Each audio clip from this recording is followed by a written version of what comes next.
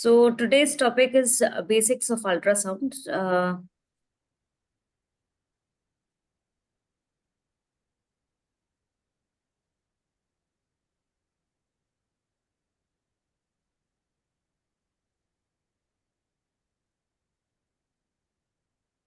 So I hope my slides are visible now. So today's topic is Yes, your slide. basics of ultrasound. So some little bit of physics regarding ultrasound. So as we know, and we have learned that sound is a mechanical pressure wave, or it is a mechanical energy. And this sound, mechanical energy means it travels or it is transmitted through particles in a particular medium. Okay. And we are able to listen to sound or perceive sound in only a particular range, which is known as audible sound, because it is audible to the human ears. So normally it is within the frequencies of 20 hertz to 20,000 hertz. So this is the audible range. So anything which is below 20 hertz is infrasound, and anything which is beyond 20,000 hertz is ultrasound. And both the infrasound and ultrasound is not audible to us. Now, within this range of ultrasound, which is more than around 20 kilohertz, not everything is used in medical for the purpose of by the medical professionals. Usually between 2 megahertz to 15 megahertz is the range which we use in ultrasound. These days, there are new ultrasound probes that are coming up, which has more than 15 megahertz. So in case of specialized linear transducers, we use something around 17 to 20 megahertz for visualizing superficial structures. We will be talking about these things more in details in my subsequent slides. Now, regarding physics of sound as a whole. So sound, I said, is transmitted in with the help of some particles which is present inside a particular medium. And it is measured in the unit of hertz, which is basically 1 cycle per second. That means one small particle moves around one mean midpoint, and that's how one cycle is completed. Or so number of cycles that is completed, I mean, one cycle which is completed in 1 second is known as the hertz. Now, these particles are sometimes present very close to each other. Those areas are known as compression or high pressure. And whenever the particles or the sound waves are far from one another, it is known as rarefaction or low pressure. So now acoustic pressure depends on this compression and rarefactions, or how frequently this compression and rarefaction are coming in one particular unit time. So these are the few wave characteristics: a sound wave, light wave, whatever you would want to say. These it comes within these these characteristics. So what is the sound waves particularly comes in within this few characteristics. First is frequency. So number of cycles of a wave in 1 second is known as the frequency. So number of times a particle which is present in the medium moves across the mean position in 1 second, number of cycles it is able to complete is known as the frequency. Then second one is wavelength. So the distance that is traveled from one midpoint to the another midpoint, or say I can say that the distance between one peak of the wave to another peak, or one trough or the depression to another depression, is known as the wavelength. So based on the wavelength, we will be able to say how much a sound or a particle in a medium is able to travel. So when there is high frequency, it means there is low wavelength, and it covers less distance. Whereas in case of low frequency, it has more wavelength and it goes through longer distance during 1 second. Okay. Next is amplitude. Amplitude is the height of the wave. So distance maximum traveled by the wave when it is going to the peak, or distance covered when it goes to the depression or the trough. Okay, so both of this is known as the amplitude. So distance from wave node to the top of a peak or the bottom of a trough is known as the amplitude. Now coming to velocity. So velocity is basically sound, the speed at which the sound part or the particle travels in a particular medium is known as velocity. So formula velocity, it is measured in the units of millimeter per seconds, and it is usually measured by multiplying the frequency along with the wavelength. Now this slide is very, very important. This is the most important slide, most important to a pain physician or any regional anesthesia enthusiast. So what is happening when you turn on a ultrasound machine, and how are you able to transmit this mechanical pressure wave signals into electrical signals, and how are you able to see all these things? So basically what happens is, when you and there's something called as reverse or inverse piezoelectric effect, and there is something called as piezoelectric effect. And as we know, that the ultrasound probe, if you have noticed, the tip of the ultrasound probe has one thin, tiny strip, gray in color or blue in color, and that strip contains your piezoelectric crystals. So what are these? What happens is, when the current is switched on, so the electric current goes from the switchboard or from the source supply, it goes to the piezoelectric crystals which is present in the ultrasound strip, and then these sound waves are produced. The sound waves which is traveling from the probe to the particular medium, inside the particular medium, is known as pulse, and this sound wave goes and hits the tissue which is present in our body or the patient's body where we are scanning.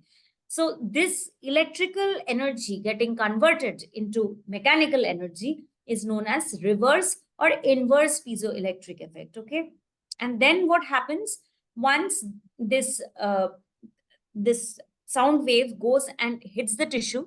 It gets reflected back, or it goes back into the medium in the form of, now the reflection or once it has hit the tissues, it will be known as the echoes. Okay, so the mechanical pressure which is produced when the sound wave is going and hitting the tissues, it is known as the echoes. And this echo again gets back, this reflected sound wave comes back to the piezoelectric crystals present at your USG probe, and then this again gets read by the piezoelectric crystals, is converted into electrical potential, and this electrical potential is read by the machine, ultrasound machine, and that is what you are able to see on the screen.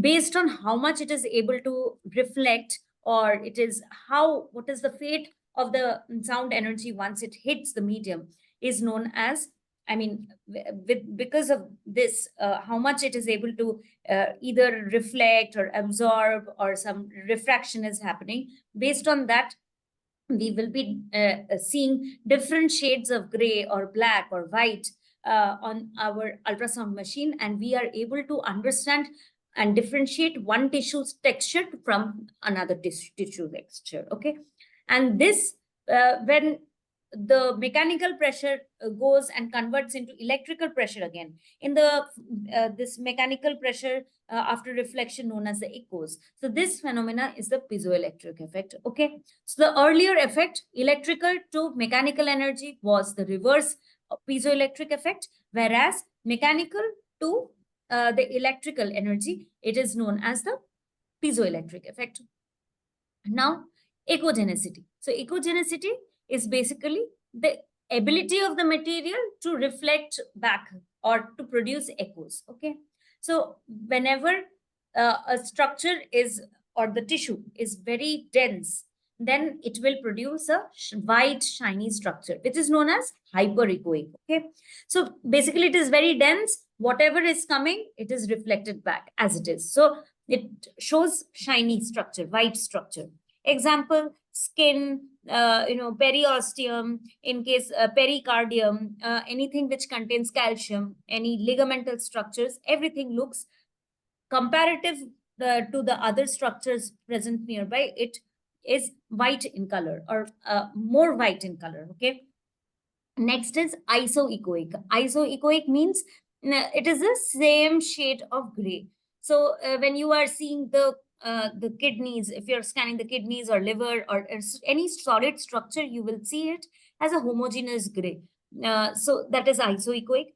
Hypoechoic, as the name suggests, means how much ever the intensity with which the sound wave was was traveling, it is not able to reflect the same amount back. So it is basically hypoechoic in nature. Okay. And hypoechoic means the sound is passing through and through, and it is either seen for blood or effusions or any fluid filled cysts. We will be able to see it as hypoechoic structures or even anechoic structure. Now, what is the fate of the sound energy that is being reflected? Okay. So there is something called as attenuation or energy loss of the sound waves. And there are specifically like some around four ways this sound or energy can be lost. That is reflection, refraction, scattering, or absorption. And this leads to heat production. Okay. So now let's see what it is. So it could be absorption. So what happens is when the ultrasound beam passes, this goes and it goes through inside the media, and it produces heat energy which is dissipated. Then it can be reflected. It goes, hits the tissue media, and then it goes and hits the tissue media, and then it is reflected back. In the same way, if it was coming in parallel beam of it was coming in parallel sound wave rays, it will get reflected in the same angle, in the same way itself, without disturbing the path. Then scattering means it is going in different directions, scattered in different directions. It comes in parallel waves, and but then it gets, after hitting the tissue, it gets scattered in different direction, and therefore we find noise. Noise means what? Basically, if sound, the ultrasound scattering is there, you will not be able to see a clear picture. There'll be hazing of the picture. Then refraction of the also means what? The sound wave is coming, it is hitting the tissue medium, but here the tissue medium, it passes through the tissue medium, but in a separate angle. Okay. But again, what happens is that it is lost inside the next medium. Now, acoustic impedance. Acoustic impedance, basically, it's the resistance to the sound wave that is produced in the medium. That means how much of the sound waves are getting reflected back to the ultrasound probe is known as acoustic impedance. So basically, any high density tissue material will have high acoustic impedance. For example, bone or periosteum has the highest acoustic impedance of 7.8. Compared to that, we see air is 0.004. That means if there is air in medium, or say suppose if there is fluid in the medium, it will have lower acoustic impedance and it will appear as black in color. So higher density and higher speed of sound transmission, that all ultimately leads to a higher acoustic impedance. Now coming to the different modes, you must have seen this on your ultrasound machine. So there's something called A scan, B scan, and then M scan. So A scan means amplitude modulation. Okay. It is one-dimensional technique, and what happens is amplitude spikes are represented on the vertical axis, and the time is represented on the horizontal axis. And but then A scan was all these modes were previously present in older ultrasound machine, if you have noticed. Okay, and it is not used so often these days. Second is B scan, or the brightness modulation. Basically, what happens is the echo amplitude is depicted in different shades of gray, and it is mostly a 2D scan. And what happens is the images are built up by the mechanically or electrically regulated scanning technique, and we are able to see that. B scan basically increases the entire brightness of the screen that you are seeing. Okay. With the help of this, you can brighten up the screen or the structures that you want to visualize, more like gain. Then is motion scan or the motion mode, M scan or the TM mode. Here, what happens is any moving structures you can see uh, through this M scan mode. Okay. Here also the same thing. It is represented with the help of like the time is represented in the horizontal axis, whereas the vertical axis shows the position of the different anatomical structures, in which way, in which direction the body part is moving. Say, suppose if you are scanning the heart, then in that cases, this M scan becomes important. Then Doppler ultrasound or the Doppler effect. Okay. So the change in frequency of a sound wave that occurs as it nears or passes an observer. So this line is very, very important. Only the moving objects, if it is moving towards your transducer, or if it is moving away from the transducer, or it remains in the constant angle with respect to the transducer, this will produce the different Doppler effects, and you will be able to read it on the screen in a different way. So if the particle moves towards the the probe, you will see it as a red in color. If you see that the particles are moving away from the probe, it will be blue in color, and the different shades in between. Okay. So it doesn't mean that the artery will look like red and or something like that. So basically depends on whether what is the angle at which the particles are moving in the medium. That's what is important. Okay. So now there are different modes for this Doppler imaging. So color Doppler imaging means what? This means the Doppler frequency shift of the scatterers, mainly the direction of the blood, as I have already mentioned. Then there is something called as the power Doppler. So it measures the signal strength of the moving reflectors.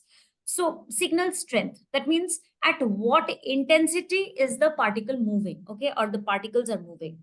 If there is a very small blood vessel and and the flow is present, but it is very small, only the absence of the movement of particles itself can be detected by the power Doppler. So it is more sensitive to the detection of small vessels or any neovascularization, and it is not dependent on the angle. That means the previous slide, color Doppler, I was talking about the angle at which it was coming to the ultrasound probe. Power Doppler means simple movement itself will be detected. Say it is a very tiny vessel, the machine won't be able to read which direction the blood is flowing. Only the presence of blood vessels itself is important to us, and that can be checked with the help of power Doppler. So it is useful for scanning small vessels or presence or absence of vascularity, any superficial structures like thyroid, testis, renal grafts, or subcutaneous lesions, tumor vessels, low flow vessels, or any ischemic area. That means vascularization appearing or vascularization slowly disappearing. This can be done, and this can be estimated with the help of our power Doppler. Whereas this color Doppler is mainly to see the movement of the particles, whether it is moving towards or away from the ultrasound probe. Now coming to gain settings or the B mode. I've already mentioned this. So this is known as the brightness mode. Now, one thing I should say that when we are increasing the brightness settings, it means, so whatever the ultrasound probe, it produces pulses and then echoes are formed, and then that signal is coming back to the ultrasound probe. When we increase the brightness mode in a machine, it doesn't mean that we are increasing the intensity of these echoes which is coming back to the scan. It just means the entire whatever is being read by the machine, the electric the electric port or the machine itself is increasing the brightness of the screen. Doesn't mean that the ultrasound probe is reading more. It just means whatever is being read, the signal that is received, whatever is there, the entire brightness of the screen is increased. That means it depends from one user to another user. I might need a gain setting of around 4. Another person who's observing might need a gain setting even further to see a structure. So the structure which is seen in the screen, it doesn't change. Only the entire brightness scale increases for this. So gain does not affect the rate of ultrasound energy. This is very, very important. Now, depth settings. So what happens is when we are holding, say, suppose if we are holding an ultrasound probe, the ultrasound beam is going outside the probe, right?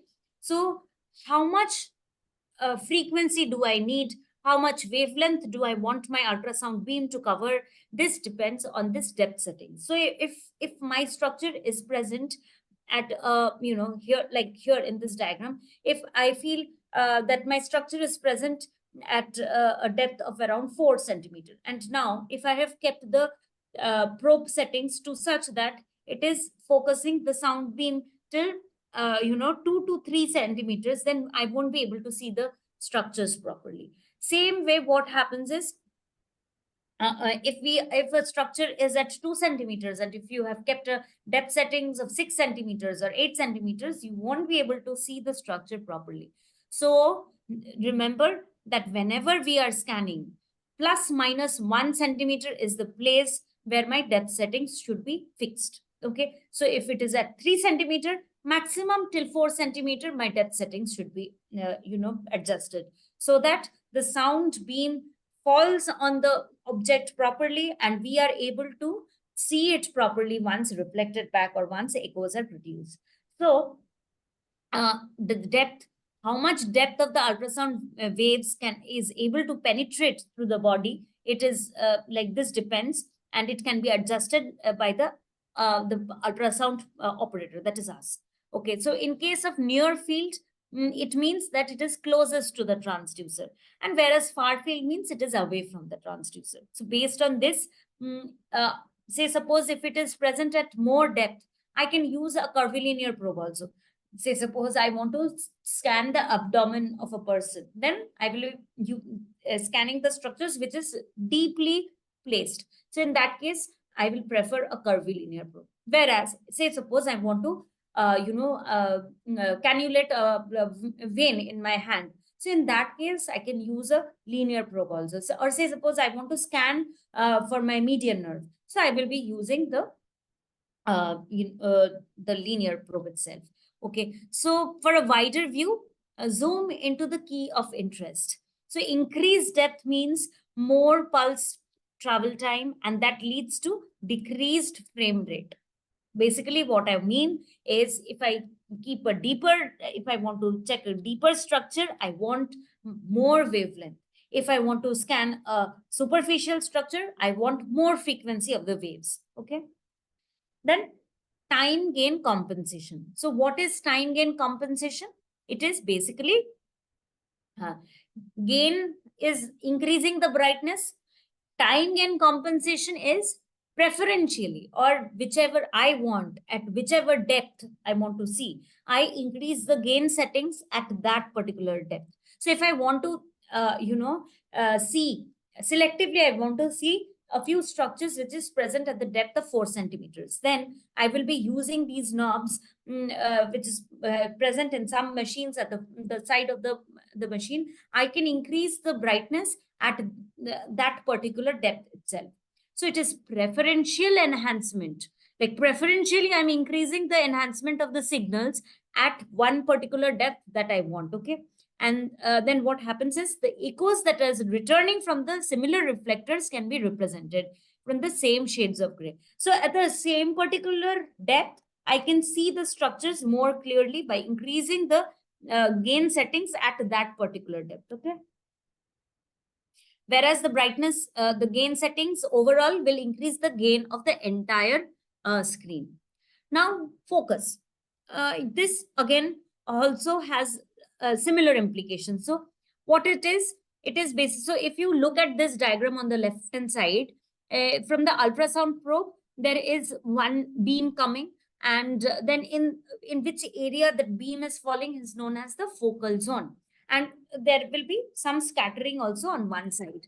So focus means we are able to focus the light. We can concentrate the sound beam to one particular area. So that is only focus. So focus should be set at an area of interest. It improves the lateral resolution. I will be discussing in my subsequent slides what is lateral resolution. And then on the primary area of focus, whichever structure I want to see at my assumption, if it is at 4 centimeters, I would want to focus the beam over there. And there are multiple focal zones which can be present. More the number of focal zones, it will improve the resolution. So what is resolution? Resolution means, say suppose you are saying high resolution camera. What does that mean? High resolution camera means each and every object that you are seeing, you will be able to see it with clarity. That itself, one object from another object in one single picture, if you are able to differentiate between the two objects, or the images of these two, that is known as resolution, right? So there is something called lateral resolution, there is something called axial resolution. Now, simple and easy, look at this diagram here. Lateral resolution means at one particular depth, if two structures are present, I need lateral resolution. When the sound ultrasound beam is focused in one tiny focal zone, a narrow focal zone, and in two depths, one at 2 centimeters, one at 6 centimeters. If I want to see two objects which is placed in that narrow beam of focus, then I will need an axial resolution. Resolution simply means with the clarity at which we are able to scan our tissue of interest. So now coming to transducers. Now transducers again will be discussed in details when we are actually demonstrating the the machine. Overall, we are mostly anesthesiologists, and we know that linear transducer. Linear transducer means this piezoelectric crystals are basically placed in such a way, it is placed in a linear footprint, and it has higher frequency, and it traverses smaller distance, and we are able to see superficial structures. Whereas when we are using a curvilinear probe or a curvilinear transducer, it traverses more distance or with a lesser frequency. So all these transducers, whichever we use, whether it is a linear transducer, or we are using a curvilinear transducer, or focused those small curvilinear probes that we are using in case of doing an echocardiography in an ICU setting. For all of this, these one transducer varies from others in shape. Shape means the shape of the footprint.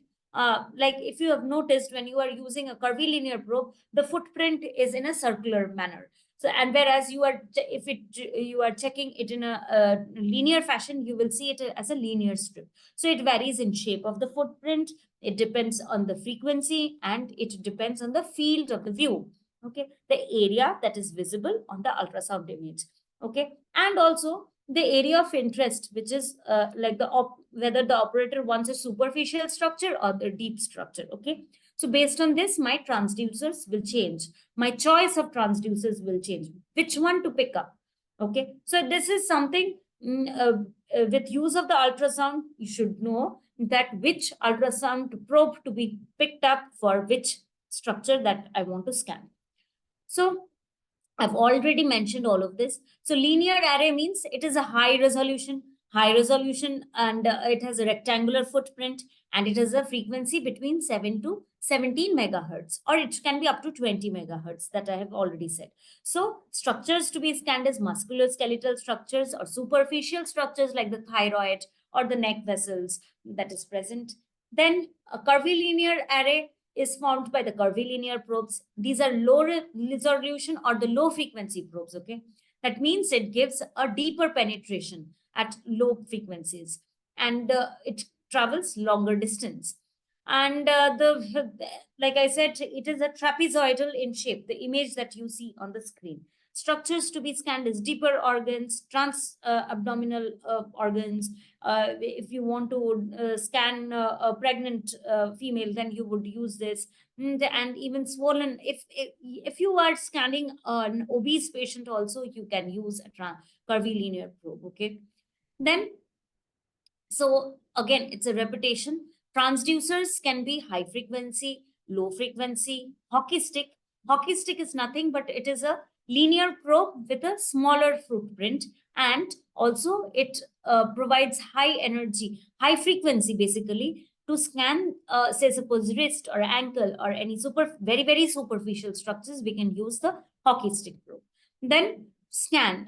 Now, like this, when you are scanning, you have to check with respect to what. Say, suppose if I am, scanning the humerus, then if I am placing my ultrasound probe, which is with respect to the humerus, if it is at the short axis, with respect to the area of interest that you are scanning, which is the plane that you are doing. Okay, my next slide, it will become much clearer. So this is what I mean: coronal section, sagittal section, or a horizontal section. Or simple words, remember, whether it is a long axis with respect to the probe, or if it is a short axis with respect to the probe. Okay. So another thing is aspect marker. So beginners, like the very beginners of ultrasound, they always ask, which side should I keep my aspect marker? Aspect marker is a small a marker which is present on one side of your ultrasound probe. In all the probes, ultrasound probe, one side will be marked, which basically corresponds to the left hand side of the screen. So it depends on you which side you want to keep the aspect marker. You can make a mental note that I will be keeping the medial side of this of the structures to the on the left side of the screen, or vice versa, whichever side you want. Instead of tapping on your ultrasound probe to check for which side is my aspect marker, always take the ultrasound probe and see it there. Most of the times there is an obvious marker which is present outside of the probe, indicating that that is the aspect marker. And with the help of this aspect marker, you can either toggle it, keep it in the short axis or in the long axis. Now, probe manipulation. This again will be discussed by Sir in details. So one is rotation of probe. From long axis, you are changing to short, and from short, you are bringing it back to the long. Heel toe maneuver means basically it is putting pressure on one side and releasing pressure on one side, and vice versa. So alternatively, if you keep doing this, putting pressure, releasing pressure on the other side, this is known as heel toe maneuver. Then compression onto the tissues. So say, suppose if you are scanning a vessel, if it is a hypoechoic structure and another hypoechoic structure is present just nearby. Now you are confused whether what I'm scanning is a nerve or what I'm scanning is a vessel. So easily you compress, you put pressure into the tissues, the vessel will vanish. Veins would be totally compressible, whereas if it is an artery, you'll see if you release the pressure a little bit, you will be able to see pulsatile movements. Okay. Then simple techniques like toggling, tilting, and fanning. These will be more clear when you are scanning, when Sir is scanning and demonstrating. So fanning means keeping one side fixed and moving it. Tilting means tilting it to one particular side. Toggling means alternate movement. Now, body habitus, this I have already mentioned. Low frequency required for obese patients. High frequency can be used in case of lean and thin patient. So, how do I hold the probe? This is very important. And always note that whenever you are holding the probe, please don't hold it like this. Don't grasp or grab the probe like this. The beginners, they usually have a problem in how to hold the probe.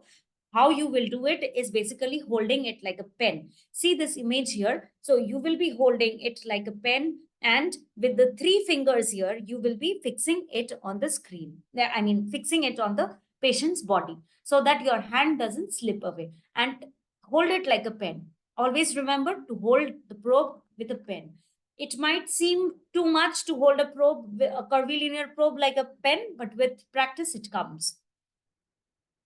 Now coming to acoustic windows. What does this term acoustic window mean? So that means that areas that are conducive to seeing the structures. That means it makes the structure more bright.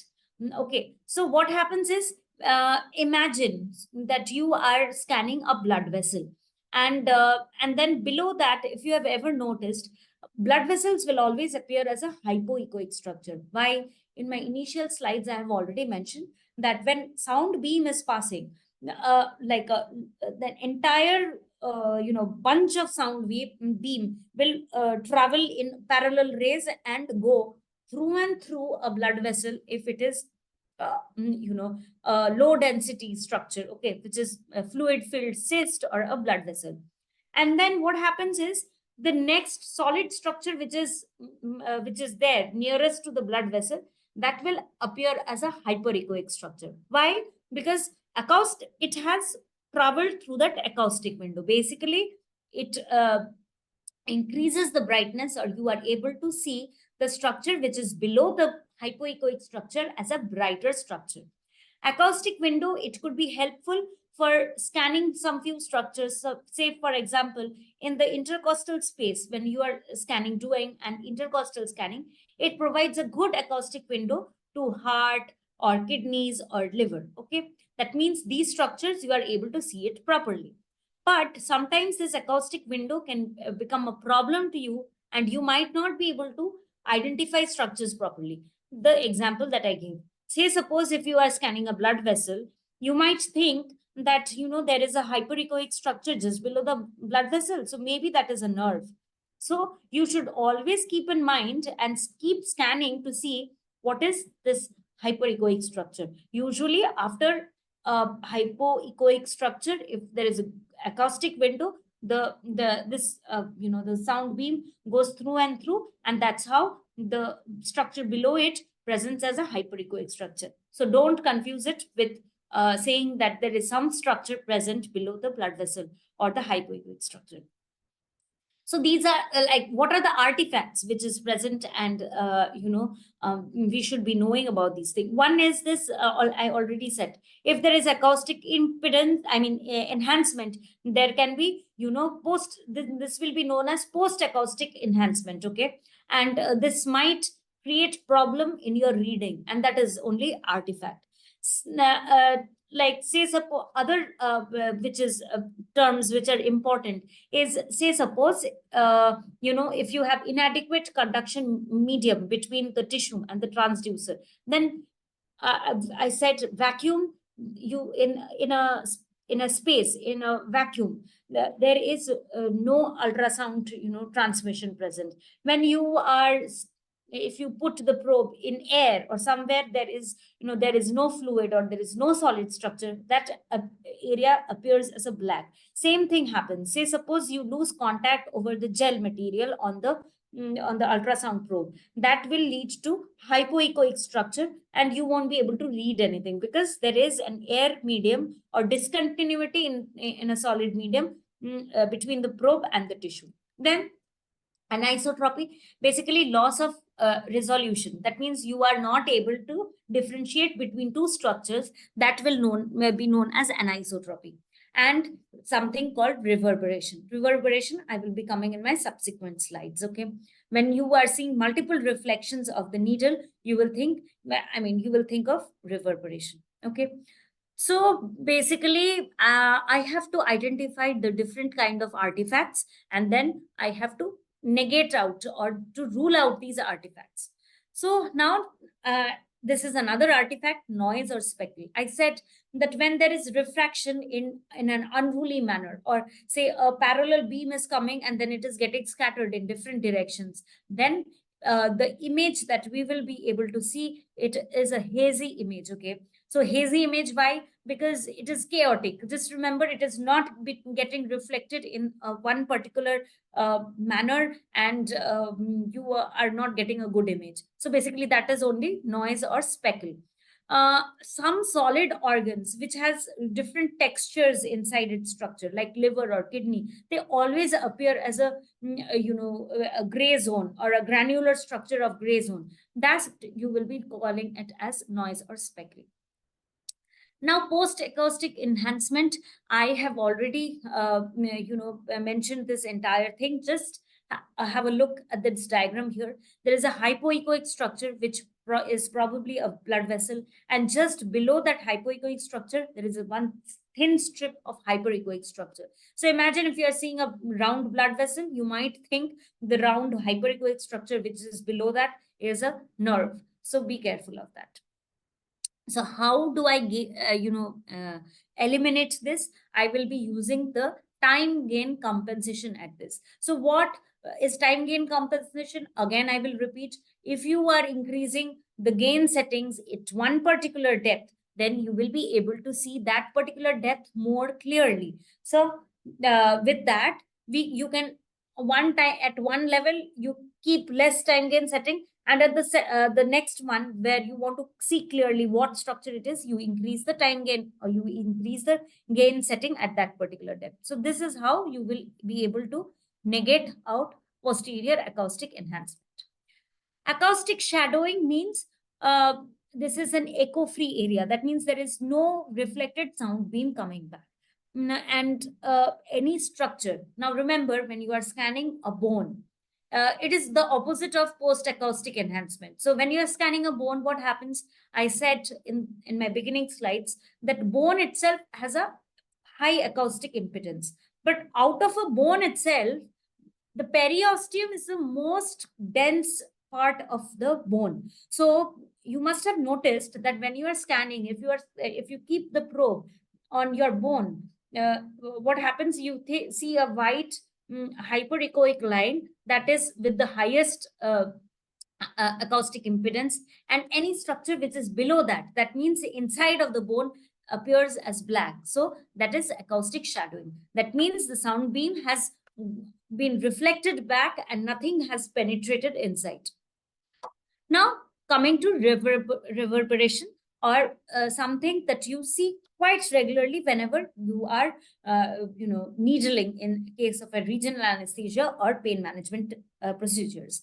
So, production of false echoes. That means, if this is the needle, the beam is reflected back multiple times, and what happens is you'll keep seeing the shadow of the needle. In that case, it is known as reverberation.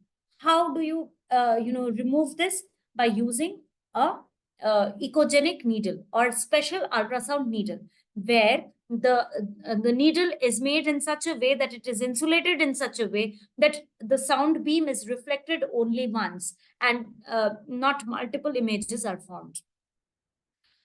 So there are many other artifacts. These are the main ones, and we should be careful about what are the artifacts. Now, special precautions. This is pretty much same for any other procedure that you are doing inside the OT. Maintain sterility. Maintain sterility, not just your hands or the patient preparation, but also you should always take care how to keep the, how to keep infections away while using a ultrasound probe. So basically, the gel material that we are using, if it is unsterile, that could be a source of infection as well. So that is what I mean when I say we need to take special precautions while scanning. It is pretty much same as any other procedure. So you will be scanning with the help of your ultrasound probe. Be sure to maintain a strict aseptic precautions while doing so. So this is the same.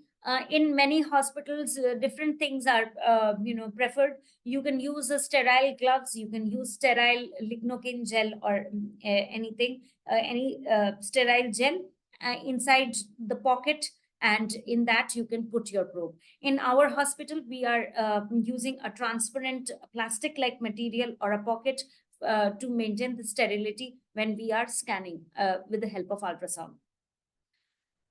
This is again the same thing. Once the exam is complete, clean the areas. When one small tip that I would want to say, never put any irritant material on the or say suppose one betadine, or say suppose any sterilium gel on the piezoelectric crystals. The piezoelectric crystals is the most important part of your ultrasound probe. So you should keep it with utmost care, because if the piezoelectric crystals are lost, then what happens is you won't get an image. So that is what I mean about, like, when I'm talking about ultrasound probe care. And obviously the scan has to be done in a sterile field. Tips for scanning: scan slowly, use only one motion, and then so all these, I think it will become more clear when we are actually scanning on the patient, or when sir is going to demonstrate the machine. We'll wait for the next class for this, I mean the subsequent demonstration by sir. So that brings me to the end of this lecture. Thank you. So thank you very much, Sushma, for your elaborate. So any questions they can ask, and I'll be also whatever you have taught, and I'll be demonstrating. The most important part of the demonstrations, what I'll be that particularly what is the practical aspect. Practical aspect means how to hold the probe, how to manipulate the probe, how the manipulation of the probe is changing the pictures, and how to identify the different structures under the ultrasound, like how a skin looks, how subcutaneous fat, muscle, nerve, tendons, ligaments looks. So I'll be demonstrating that. And at the end, I'll be putting the needle there on the gel, and I'll be telling you how to manipulate it so that the needles are visible nicely when you are doing the procedure. That is one of the most difficult areas. You might be able to scan on the volunteer very nicely, but when you are putting the needle is not visible. So how to make the needle visible? And I'll be discussing about all those things. So if you have any quick questions, you can ask me. Otherwise, I'll be going on to the scanning, and that time I'll be practically demonstrating all what Sushma has taught. Okay, somebody has raised hand. You can ask your question. Dr. Sunil. Hello, sir. Yes. Please, more details about the artifacts. Which artifact? Because there are several artifacts there. Artifact means the some of the images, the areas of the images which is not our target, which you don't want to see. Like if we are not putting adequate gel, you might be some of the artifacts, some of the windows, part of the windows might be blank. That is one kind of artifact. Then there is a the reverberation. Reverberation I'll be demonstrating on the gel phantom, that how a needle will be seen as a multiple white lines. This is also an artifact. Posterior acoustic enhancement, that is also an artifact. What is that? That means if ultrasound beam is going through acoustic enhancement. Which one you want? Post-acoustic enhancement, please. Okay, post-acoustic enhancement. So we have to remember about the ultrasound, that ultrasound is all about that the ultrasound is a sound wave above the audible range, and that sound wave is created by the ultrasound probe and so few things are important. What are those few things? Number one is that which media it is traveling and how much it is coming back. So how much it is coming back or reflecting back depends on its acoustic impedance. That means whether the ultrasound beam is penetrating or how much it is coming back. So this is known as acoustic impedance. So, and second thing is whether it is coming back to the transducer or whether it is going to the other direction. If it is going to the other direction, it will be looking as black. But if it is coming back to the transducer, it will be looking like a white. So this is known as echogenic structure.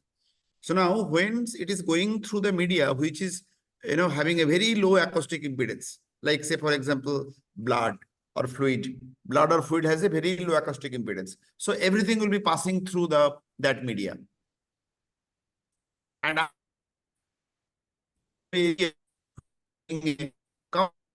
higher acoustic impedance compared to that of the blood. So what will happen? That will be looking more white than, because why? Because it is traveling from one media which was very low impedance and then relatively higher, so it will be looking high. If the same ultrasound beam is going through the other media, the second media may not be looking that bright white, but because it is going through that, it is looking very high. So how to understand whether it is an acoustic impedance? One of the trick what Suspa has told that you reduce the brightness in that particular segment in that area where you are thinking it might be acoustic impedance. That is one option. Or other option is you just rotate the probe from a different angle and you see whether it is still looking white or not. So by that way, you have to understand whether it is an acoustic, the posterior acoustic enhancement or not. Understood? Okay, thank you, sir. So few things is important regarding the machine. The basic features of all the machines are similar, but you need not be nowadays. All the modern machines have the preset, means preset shoulder, preset elbow. Like I'll be showing you here in this machine what I'm using in the GE machine. So here there are, when I'm selecting the probe, you see here there is this option of selecting a probe. So this is the linear probe and this is your curvilinear probe. Sorry, curvilinear probe. This is your linear probe. So when you are going to linear probe, you see in the drop-down menu, there are lots of other options, like whether you want to examine the what kind of patients. So here I am coming to MSK, and in the MSK, you are having the setting the shoulder and well, I am putting shoulder. That means here what is important that is not machine will be automatically having a preset for the shoulder, for the elbow, for the angle. Nowadays, almost all modern machines have this kind of preset. And whenever you are going to scan in a particular area, go to that preset and you select that part. Like here, I am selecting a shoulder. So I have selected the shoulder here. Next important area is on the right-hand side, you see, is your depth button and gain button. They are the two most important areas. Here the button is a touch screen button, but in other machines, there might be having some knobs which you can rotate and you can increase and decrease the depth. Like here, you see, when I'm putting of this depth button, and then I can decrease the depth or I can increase the depth. So depth is one of the very important thing that you need to manipulate. You need to change it depending on at which structures or what is the build of the patient, whether the patient is obese or not. Based on that, you need to change the depth of the scanning area. Next important area, what you need to do is your gain. Gain means as a whole brightness of the skin. So here you see, I'm increasing the gain, means brightness. I'm decreasing the brightness. Normally, we are keeping it 0, a little bit of gain depending on your preference, means whether you want to have a bright image or not. This is an auto button. So here, in many machines, there is having a focus button. What is focus? Focus means you are adjusting at certain depth. Here in this machine, it is autofocus. You need not set up the focus. So machine with this intelligence will be focusing, understanding that what is your target depending on the depth, and it will be focusing itself. But many of the other machines where you need to adjust the focus. So what is the focus? Focus means that is the area where the ultrasound beam will be coming as the most concentrated, so that the clarity of the image, that means the resolution of this image at that particular depth will be best. So that is there if it is a manual focus. Here, this machine is having the autofocus. So if I'm pressing the auto button, it will be automatically setting and I need not do anything.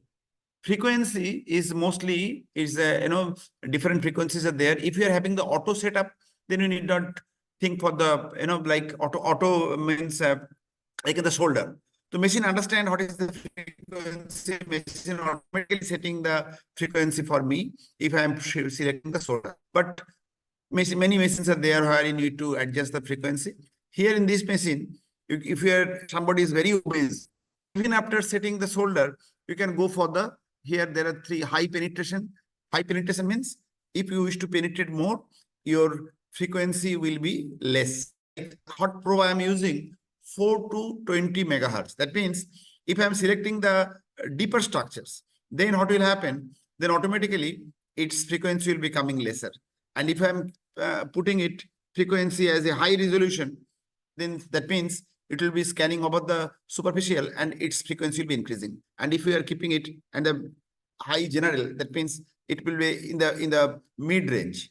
So the frequency, again, what I told that you need not change it unless the patient is too much obese or too much thin. Only then you need to change the frequency. Otherwise, whenever you are going to a preset, preset for shoulder, preset for elbow, preset for ankle, preset for knee. Automatically machines frequency and everything will be selected. Another important button what you need to understand is your TGC, time gain compensation. So what is time gain compensation? I'm coming to this part of the screen. So when I'm putting the time gain compensation means I'm TGC, then you see on the right hand side of my screen, you see I you see at this level I'm increasing the brightness, or I want to increase the brightness at this. So why this is called TGC? TGC because it is time gain compensation. Means what? Means ultrasound machine determines the depth based on when they go back. If something is reflecting later, that means ultrasound machine understand that it is coming from the deeper structures. So the depth equivalent to time for the ultrasound machine. Is this clear? That if your ultrasound something coming later means it is ultrasound machine understand that it is coming from the deeper. So that is the reason why the deeper it is called time gain compensation. That means at which time set or at which depth is equal to time I told you for the ultrasound. So at which time or which depth you are working. So that is time gain compensations. So these are the few very basic things, and this much is the enough for the. I'm just changing, and I'll be demonstrating some of the tissue characters and the needle manipulation, how you are going to manipulate the needle, and after that I'll be showing the needle, the how to place the needle and manipulate it. So the probe manipulation and the needle manipulation. So what I told, I'm using this is the curvilinear, linear probe. And the frequency, what I told is the 4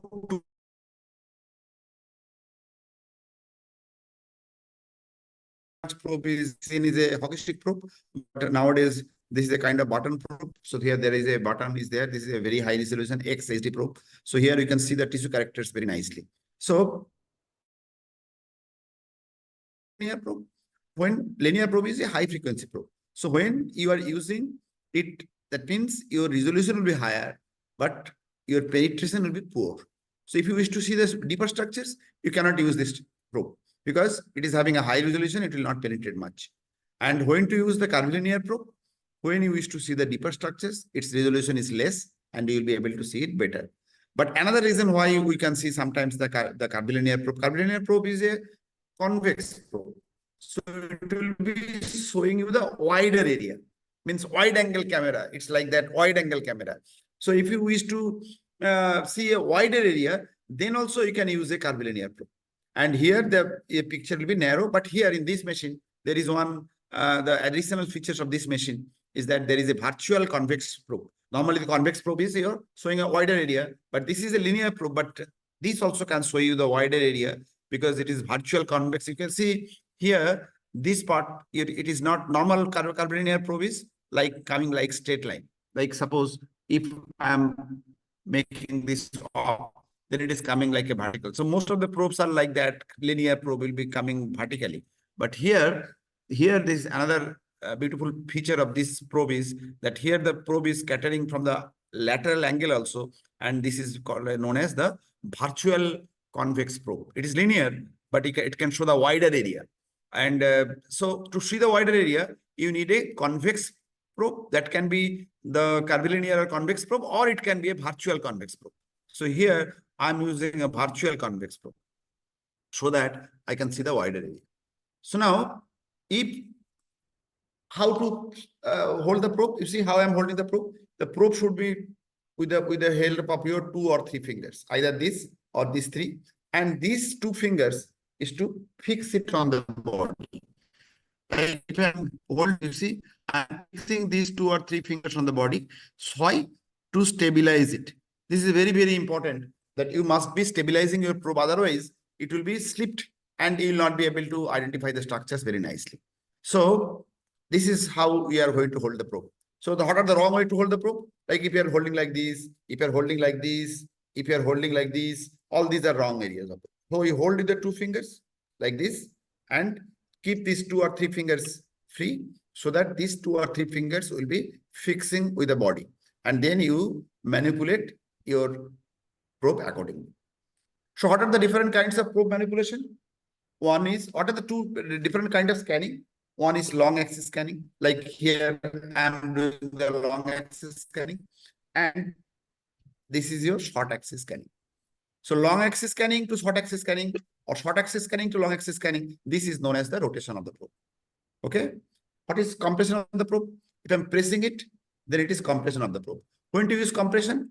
When you are using a very obese patient and your structures are very deep. So you can compress it and you can reach to your target structure. That is one of the reasons why you need compression. Second reason for the compression is what Sushma already told, that if there is a nerve or blood vessels, you are not sure whether it is a tendon or whether it is a blood vessel, you can press it, compress it, and you can see whether the blood vessels, if it is a blood vessel, it will be getting compressed. So these are the few maneuvers: rotation, compression, then your tilting or toggling. Means if I am tilting this way, so this is known as tilting or toggling. This is one kind of, another kind of maneuver. Another is known as heel to maneuver. Like one side is pressed and another side is pressure is released. This is known as heel to maneuver. Like, let me show you like this. So I'm holding the probe like this, and now I'm pressing it, or pressing is, this is the heel to maneuver. Why the heel to maneuver is needed or toggling is needed? As I told at the beginning, that ultrasound is all about how much the ultrasound beam is coming back to the probe. If it is not coming back to the probe, it will be looking hypoechoic. It will be looking black. Even if the structure has a high acoustic impedance, even then the structure will be looking black because it's nothing coming back. It is going away from the probe. So when we are going to see a structure's best, when we are having the, let me, the just a small,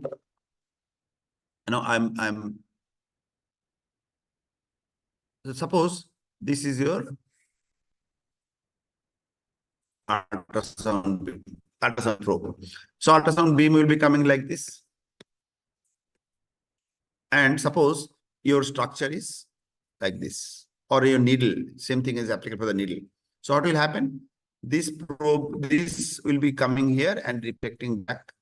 So these structures will be looking, even if this structure is having a high acoustic impedance, even then these structures will not be visualized nicely. So to see this nicely, the angle, this angle should be less than 30 degrees. If it is more than 30 degrees, then the structures will not be looking, so it will be looking anisotropic. It is looking black. So why you need a toggling or heel to maneuver? That suppose if with this kind of things, the structure is like going like that, and you are holding the probe like this, you will not be able to see these structures nicely. But if you are doing a heel to maneuver, that means suppose you are pressing this side of the probe, and now the probe is like this. What will happen? Now the ultrasound beam will be coming like that because it is like this, and it will be going back. So now the same structure, because of the heel to maneuver, you are able to see it nicely. So now the structure is nicely visible because of the heel to maneuver. Same way, the toggling. Toggling is, what is toggling? Toggling is like this, like this. This is your toggling, and this is your heel to maneuver. So by that, what you are doing, you are trying to make the ultrasound beam reflected beam coming back to a transducer, and that structures will be now looking very nice. So they are the few the manipulation of the ultrasound probe. Now I'll be showing you some of the structures. Okay, another very important part is your aspect marker. So this is your, you see, this is your aspect marker written as G. So many companies, this is G company, so it is written as G. So other companies will be having their own logo or own, any alphabets of that. So that alphabet, what is the meaning of the aspect marker? Like here you see on the probe, there is a marking. That means aspect marker on this side. That means this side of the probe will be corresponding. You see, if I'm tapping on this side, so that side, this is the aspect marker side. That means left-hand side of my screen is getting, I can see the movement there. So aspect marker will be always on the left-hand side of the screen. So if you are putting it in the opposite way, that means your structures will be looking just flipped image. So aspect marker, if you are rotating the probe, so it will be, image will be flipped. And you have to know which one is medial side, which one is lateral side, which one is cranial side, which one is caudal side, by looking at the aspect marker.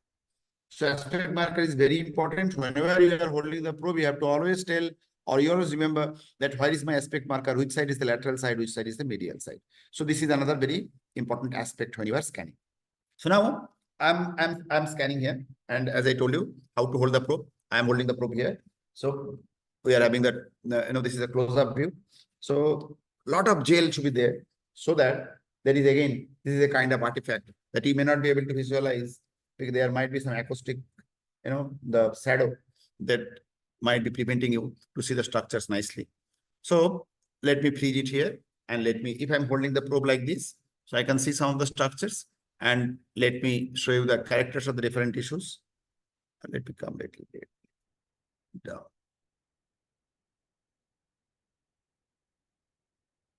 Okay, so let me freeze it here.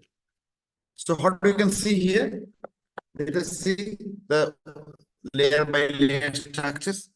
So first is your skin. This layer is your skin. Skin looks hyperechoic. This is skin. After that, this layer is your fatty layer. Fat has a low acoustic impedance.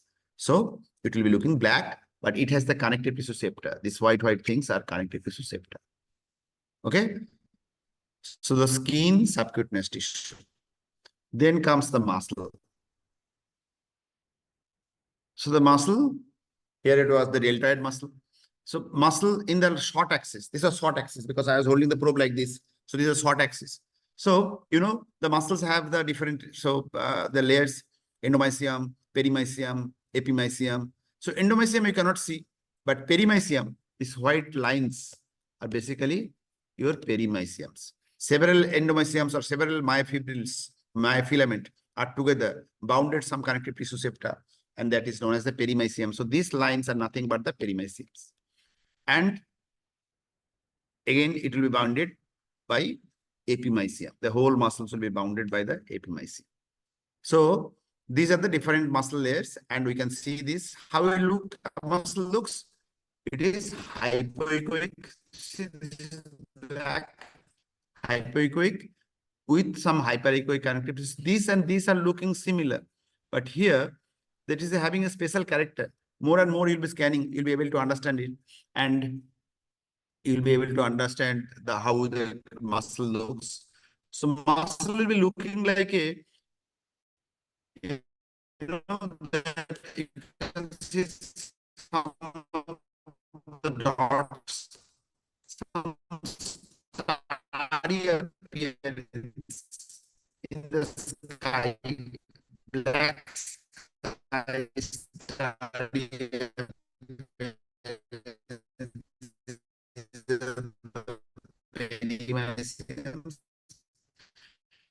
and some lines. So this is how we must look. So now, what is this? Sorry, sir, the voice is breaking. I can't hear you, sir.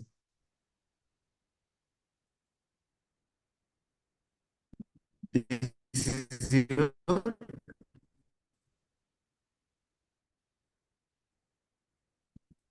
bone. Why it is bone?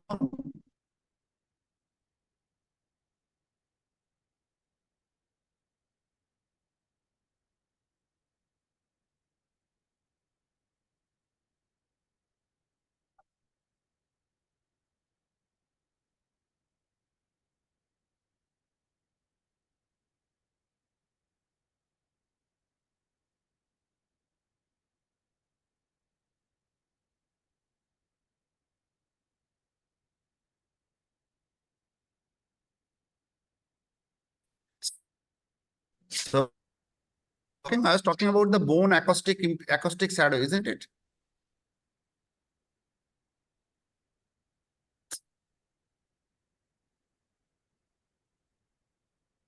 I was talking about the acoustic shadow, isn't it? We have lost you sometimes Hello? on the Can you hear muscle. me now? Yes, you clear, sir, but sometimes we've lost you about the Yes, muscles. sir. Now clear. So I was talking about the acoustic shadow, isn't it? Sir, from muzzle, we were not able Or I to was hear. talking sir. about the muscle. Yes, Muzzle. from the muscle, From we have muscle, lost you. about the Okay, okay. muscles. from muscle. Okay, okay. So what I was talking about the muscles, endomysium, perimysium, and epimysium. They are the structures of muscle cell. Our filaments are covered by the endomysium, which you can't see by the ultrasound. And then there is your perimysium, which you can see. So these structures are basically perimysium. So these structures are perimysium. These white sticks in a sky, there stars. So these are all perimysium, and it is bounded by epimysium. So this is the epimysium. So these are the things what we can see in the short axis. If I'm putting it a long axis, you can see the perimysiums in a long line. I'll be showing you the perimysium in the long axis also. I'll be showing you. But before that, this is your bone. So why it is a bone? Because the structures beyond this hyperechoic line, I can't see anything. So why? Because its acoustic impedance is so high that nothing can penetrate. Everything is reflecting back. So this is looking hyperechoic, and below is your acoustic shadow. And this acoustic shadow can be seen in the bone, in the calcified tendons, calcified ligaments, calcified lobe node, anything calcified will be putting an acoustic shadow. So this shadow is acoustic, and that is how we can understand whether this structure is your bone or not. Like say, for example, here you see that if let me erase these structures. Okay, so you can see here, this is also hyperechoic. This is also hyperechoic. But this is not bone, this is bone. Why? Because here the ultrasound beam is penetrating deeper, but here ultrasound beam is not penetrating deeper. That means this is an fibrous connective tissue septa, but this is your periosteum. Because I cannot see anything, so there is an acoustic shadow there. So that is how you have to identify bone. Bone, even though we cannot see anything beyond the bone, even then, bone is our friend, because based on that, we can understand what are the nearby related structures. So many a times we palpate the bone, or we put the probe on the bone, and then we try to relate the other structures in relation with the bone. So here, you see here, what I can see is I was holding the probe like this. So pectoralis muscle is coming like that and getting attached there. So this tendon is the pectoralis major tendon. And below that, we are having the bicipital tendon. Bicipital tendon is looking black. Why? Because of the anisotrophy. And here, this is muscle is your deltoid muscle. So when we'll be talking about the, we'll be coming in the detail of that. But you see how a tendon looks. A tendon looks hyperechoic, and it will be looking fibrillar also. I'll be showing you the tendon better. Let me scan again. And I'll be showing you the long axis, how a muscles also is look. So let me unfreeze. And now let me put the probe like this. So you see here, now the same muscle, you can see these are the perimysium. So this perimysium is now looking more linear. So this is how a muscle will look. And here you can see this was your skin. After that, this layer was your subcutaneous fat with some connective tissue septa. And after that, the muscle layer. And this muscle layer is hypoechoic with the perimysium and epimysium. This white is your epimysium. And this is your white streaks in between is your perimysium.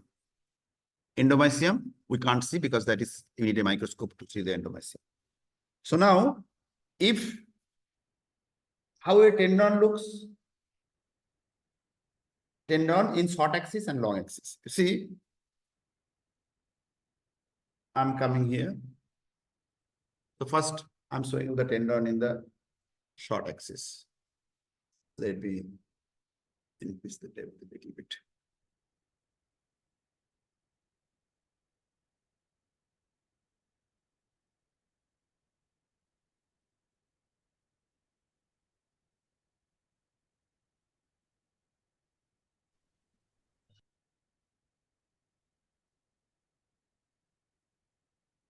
So this is the bicipital groove, and within the bicipital groove, we can see the tendon there. So tendon, you see, let me please it here. So this was your lesser trochanter. This is the bicipital groove. This is the greater trochanter, and you can see this is the one ligament. Ligament also looks hyperechoic fibrillar, and ligament normally bone to bone, like from this bone to this bone. This is your one ligament, and this is one tendon. Tendon will be looking hyperechoic because its acoustic impedance is high. But if you are toggling the probe, then it might be the same structures might be looking hypoechoic. So if you're asking this ligament is hyper or hypo, it all depends on how you are holding the probe, whether the sound is coming back to your transducer or not. Otherwise, ligament and tendon, they are having the high acoustic impedance. So they should look hyperechoic, provided you are holding the probe properly. So this, now you see the same tendon. Sometimes it is looking hypo. You see, this is looking hyper. Another same tendon is looking black, hypo. Hyper, hypo. Hyper, hypo. So it depends on how I am tilting the probe. Now tilting the probe, same tendon is now looking black. This is anisotrophy. This is that it is not coming back, reflecting back, so it is looking black. But now the same tendon, you see how bright white it is looking. So this is what is anisotrophy. So how you are holding the probe depending on how you are going to see the tendon or not. So this is the tendon in the short axis. Now the same tendon. So this is the bicipital tendon. This is the bicipital tendon in short axis. Now same tendon I can see in the long axis. So I'm rotating the probe.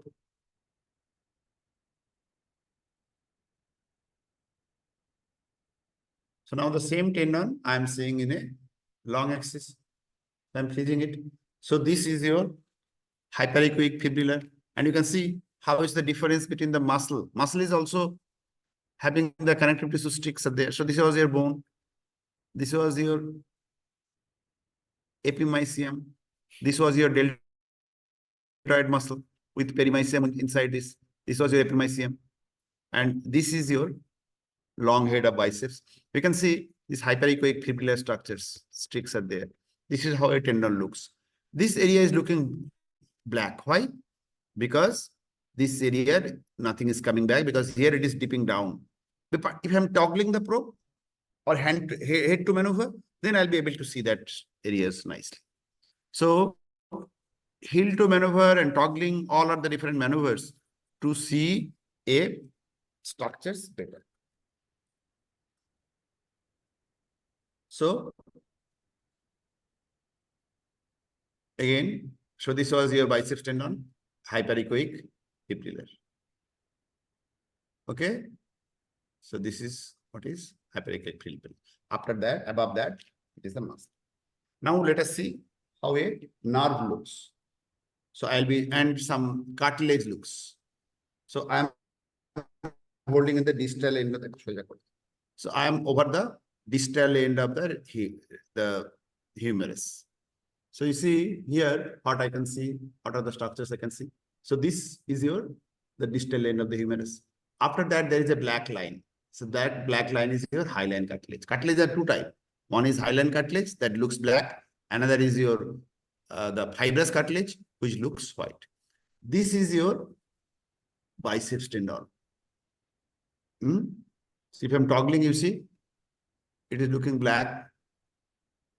Now it is looking black. Now it is looking white. Now it is looking black. Now it is looking white.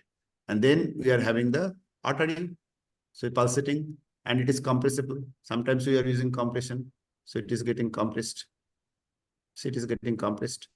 And by the side of that, we are having the median nerve. So this is your median nerve. Beside that, artery. So how your nerve looks, I'm freezing it here. So how your nerve looks honeycomb-like appearance, hyper and hypo, and black area and white area. So like the muscle, the nerve also have the endoneurium, perineurium, and epineurium. So epineurium is the outermost white coverage is your outermost white coverage. This is your perineurium, epineurium, sorry. And in between the white connective tissue is your perineurium. Endoneurium you cannot see. Several nerve filaments together is covered by a perineurium. So this white area within that nerve is your perineurium. And above that is your epineurium. So now the same nerve, if I'm looking at the long axis, how it looks. So this was the median nerve. I'm bringing it the center. And now if I am seeing this in the long axis, so this is the long axis of the nerve. So this was the long axis of the nerve. So it will be again like tendon and the muscles. It will be having the connective tissue sticks like perimysium, like the perineurium will be looking almost similar. But here, the contrast between the black and white will be much more compared to that of the tendons and the ligaments. And also, very important is your anatomical location. And you must be knowing that where might be your the anatomical location and whether it is going to be a nerve or. So this was the median nerve. Just beside that. So this was in the short axis and in the long axis. This is in the long axis. Here on the wrist also, if you're looking at the median nerve, this is in the short axis, the median nerve at the below the white marker, and the same nerve, if I'm seeing as a long axis, so this is how it looks. Long axis nerve is above. You see the contrast between the white and the black is much more of the nerve. So above is your nerve. So above is your nerve. This was your median nerve, and below is that the tendons.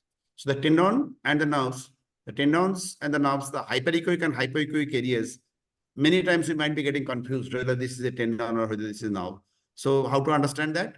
That you toggle the probe, and if it is nerve, the contrast areas will be, let me show you this, that the contrast area will be more in the nerve, but the contrast area will be, you will not be able to see the tendon at all if you'll be getting the anisotrophy. It will be looking completely black. Like say, for example, here, if I'm coming here, you see, so these are the tendons and these are the nerves. In the top middle is your median nerve, and others are tendon. So if I'm toggling the probe, you see what is happening? The nerve is looking almost similar, but tendons are vanishing. Can you appreciate? Vanishing means it is becoming anisotrophic. But the nerve, the contrast is not changing much. And the contrast between the white and the black area in the nerve is much more pronounced compared to that of the tendons. So this is a little bit about the different structures, different characters of the tissue, how it looks. And whenever we are scanning, we have to more detail about the structures to understand how a structure looks. So with this, I'll be going into another important area, what I was going to tell you about the tissue characters, how a tissue looks, whether, already I told about the tissue looks. I'll be talking about the needle manipulation. So needle manipulations and the tissue structure visualization is almost similar. That it must be reflected back to your transducer, then only it will be looking white. If it is not coming back to your transducer, it will not be visualized. So to see the needle nicely, so to see the structure nicely, we'll be holding the probe and I'll be showing you this. But before I'm going into the needle manipulation, if you have any questions or if you want to see anything, whatever I have demonstrated right now, how different tissue looks, you can ask me again, any questions regarding that. And after that, I'll be going to the next part of my lecture. That will be your demonstrating about the needle manipulation. Thank you, sir. I have two questions. The first one, Yes. the aspect marker, does it indicate the position of the structure we read? For example, if it's left, is it the left for the patient or the examiner? That's one. It is your choice. You can put it on the medial side and the lateral side. There is no fixed norm for that. But normally, as a whole, the aspect marker is kept towards the lateral side. But it is your choice. You can change it. You can put it on the lateral side or medial side. Okay. And Then- normally, aspect marker is kept on the lateral side, or it can be medial side as well. And mostly it is cranially. It can be when you are scanning in the longitudinally. But again, it is your choice. Some prefers to keep it on the medial side. Some prefers to keep it on the lateral side. It's your choice. So the second one is on the presence of multiple layers, because it's got a bit confusion for someone to know what is the separation between the muscles. Separation between the muscle will be hyperechoic epimysium. One muscle and another muscle or another structure is separated by a white, the muscle plane, myofascial plane, that is by epimysium. That epimysium will be looking bright white. That is how, but sometimes the epimysium is not that very thick. So there you might be having some confusion. If you're having some confusion, you scan above and below and trace the muscle and try to understand what is the boundary of that muscle. Thank you, sir. Okay. But normally in most of the muscles, epimysium is a thick hyperechoic structures which will be demarcating your boundary. Right? Thank you, sir. Shall I show it again? Come.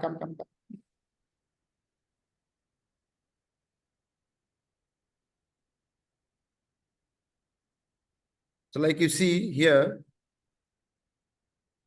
if I'm holding the probe like this, you see that there is epimysium, which is, or let me hold the probe like this. So you see here, you can see the thick epimysium. So this thick epimysium are the boundaries of the, so these are the thick perimysium, which is making the boundary of this muscle. So that is how one muscle and the another muscle, you can have the difference. But sometimes it might be, epimysium might be thicker to have, or sometimes epimysium is very thin, so that difficulty in making a diagnosis or differentiating. In that, scan that muscles above and below and try to understand where it is, which one. Okay, any other question from anybody else? Sir, how can we differentiate nerve and muscle? I already told that it will be muscle is mostly hypoechoic with some connective tissue strix. That is your perimysium. Like here, how muscle looks. So this is the muscle. So you can see the black background, and within that there is a strix lines, which is basically perimysium. Okay, and how a nerve look? You see here, or let me put it on the median nerve. See here how a nerve looks. So see in the middle is the nerve. That is the nerve in the middle. But the tendon might be looking similar. What I was telling, nearby tendons are looking similar. So you just toggle it. The tendons will be, anechoic if I'm toggling it. But nerves can still be visualized. Sir, can you Can you mark see the the- median nerve, please? Pardon? Can you mark the median nerve, please, in this? Exactly in the middle of the screen, below the white, that is your median nerve. How I'm knowing it? Because if I'm toggling, you see, the median nerve is still seen, but others are becoming. So exactly below the white line, white dot is your median nerve. Okay? And in long axis, how it looks? This is how it looks in the long axis. So muscle and the nerve and the tendon might have some confusion. Muscle and nerve don't have any confusion normally, but the tendon and the nerves might be having confusion. So the trick is the hypoechoic and hyperechoic differentiation is much more pronounced for the nerves, little less for the tendons. But still you might be having confusion. That time you toggle it, and also anatomical location. And another thing is you can move the tendon. Ask the message to move your fingers or other part of the body to see whether that the tendons is moving or not. So these are the ways to understand, differentiate that which one is tendon, which one is nerve. Okay? Hello, sir. Hello, sir. Yes. Sir, sorry, sir. Just now, when you're doing a short axis, we can see the bone. But in a long axis, we can't really see the bone. I mean, is it because of the cut of it? Or? This is bone, no? The white hyperechoic structure is bone. Okay, if you see the most hyperechoic, below that, they still have a streak, right? Below that, these are your, what is, this is your artifact. Okay? Oh, Some okay. artifacts are there below it. I see. Okay, got it. Thanks. Sir, is it possible to differentiate between the epimysium of muscle and an underlying fascia, something like in rectus abdominal muscle and its rectus sheath? Yes. Is it And as possible? I told you, if there is some different, the problem will come to the edge of the muscle, you trace above and below, you trace medially and laterally and try to demarcate the boundary of it. Okay. And perimysium is small streaks. Perimysium is not continuous. So perimysium will be some areas and then it will be finished and then again lines. So it's streaks, not completely continuous.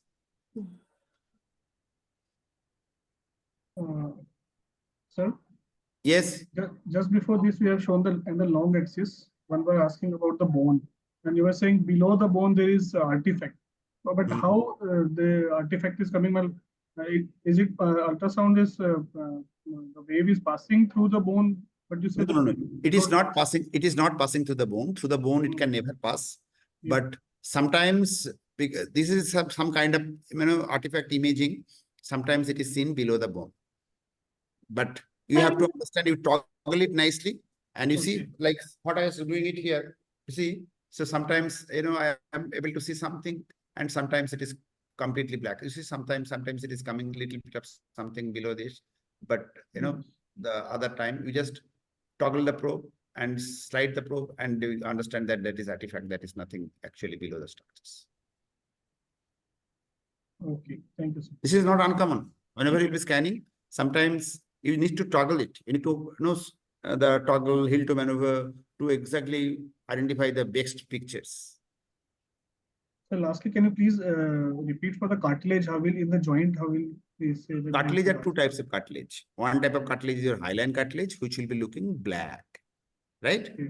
So here, this is a hyaline cartilage, lower end of the humerus. So this black line is your. Can you appreciate the black line? So the distal end of the radius, and above that you get black line, that is your hyaline cartilage. But fibrocartilage will be looking fibrocartilage is not there everywhere. When we'll be demonstrating the meniscus, the shoulder, that time we'll be having the fibrocartilage seen better. Like here, the labrum is a fibrocartilage. I'm trying to show the labrum, which will be. So this is the labrum.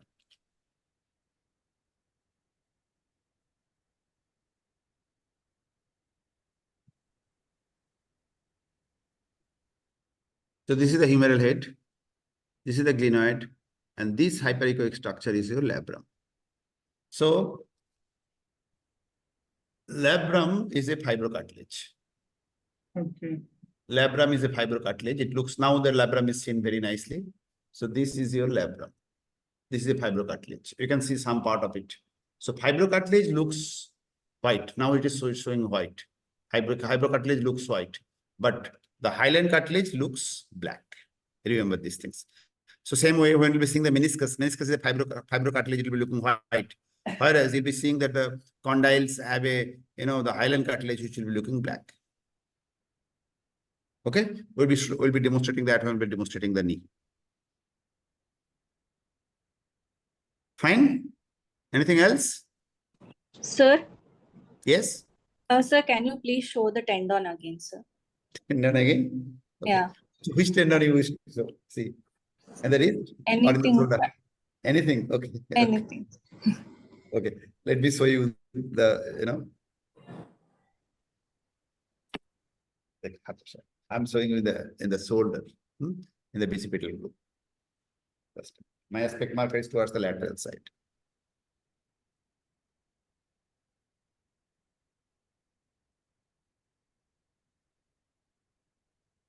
So this is the bicipital groove. You see now the tendon is looking black in the center of my screen. The round separate things is your tendon. But see, when I'm toggling, it now becomes very bright white. Can you appreciate? This is Can you black. mark and show once? In the center of the skin, can you see something is becoming white and black? Is that Yes, sir. confusing? Yes. Something in the center of my screen. Sometimes it is becoming completely black. Now it is black. And now it is white. Okay. Oh, yes, sir. Huh? So that is the bicipital tendon. That Yes, is the sir. bicipital tendon. Depending on how I am holding the probe, whether the reflection is back or through the transducer or not, it is looking white or black. So this is spot axis. And same tendon I can see in the long axis. So this is the tendon in the long axis. So this is the tendon in the long axis. Okay, sir. Okay. I can show in the wrist now. See at the wrist. There are lots of tendons, flexor tendons are there. So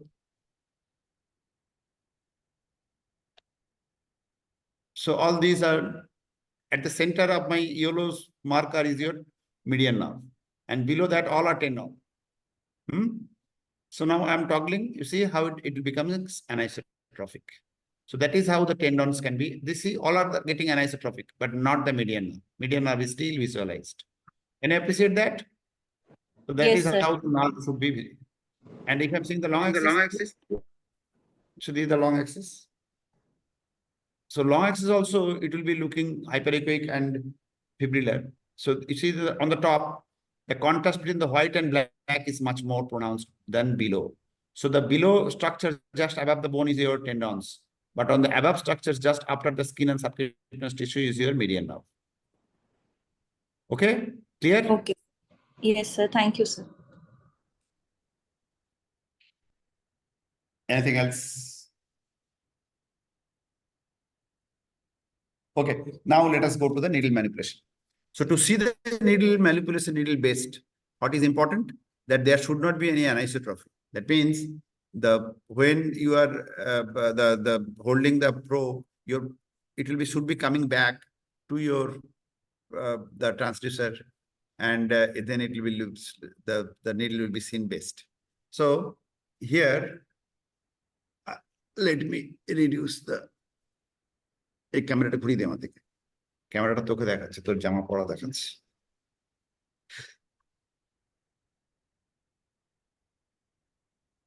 কতটা না আরেকটু এটা ঘুরিয়ে দে আরেকটু হ্যাঁ ঠিক আছে okay so I am putting gel there and now I'm holding it. So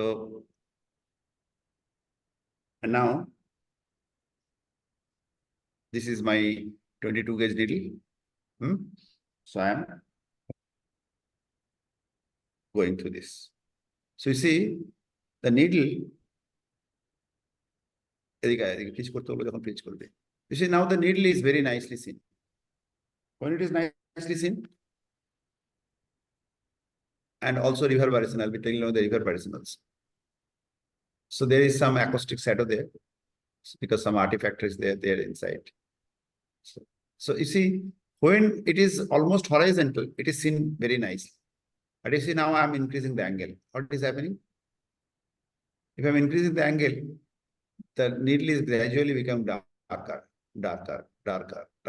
and it is not seen at all. See? But if I am, see, now the needle is very nicely visualized.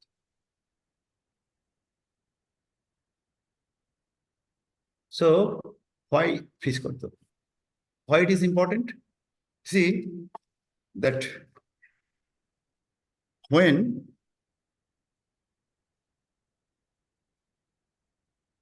so this was the transducer. This was the transducer. So if it is coming back and going back, then you'll be seeing it white. So this angle, this angle should be less than 30 degrees. More horizontal, you'll be seeing it very bright. But when this angle is increasing, you'll not be able to visualize. Another very important artifact is here. This is reverberation. What is that? That means it is a hollow tube. Needle is a hollow tube. So this one tube, one line, below line. So needle, some ultrasound beam is reflecting back and some is going down to the below layer.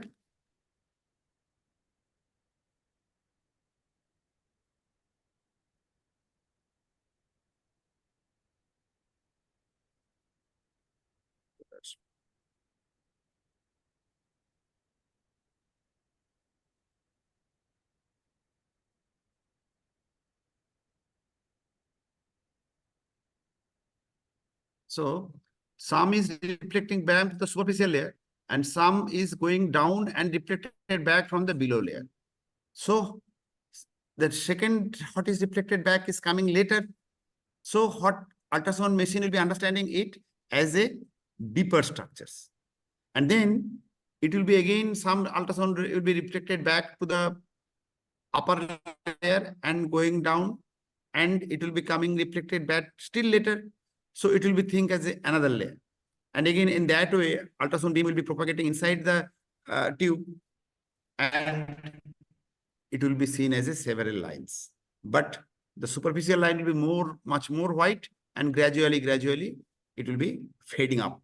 This is reverberations, and it is seen when you are putting a needle there or a hollow tube there. Then you are going to see the reverberation. And again, reverberation is best seen when the needle is almost horizontal to the probe. If it is more angle, you will not be able to see the reverberation nicely. So everybody could understand reverberation. This is your reverberation. So again, let me show you.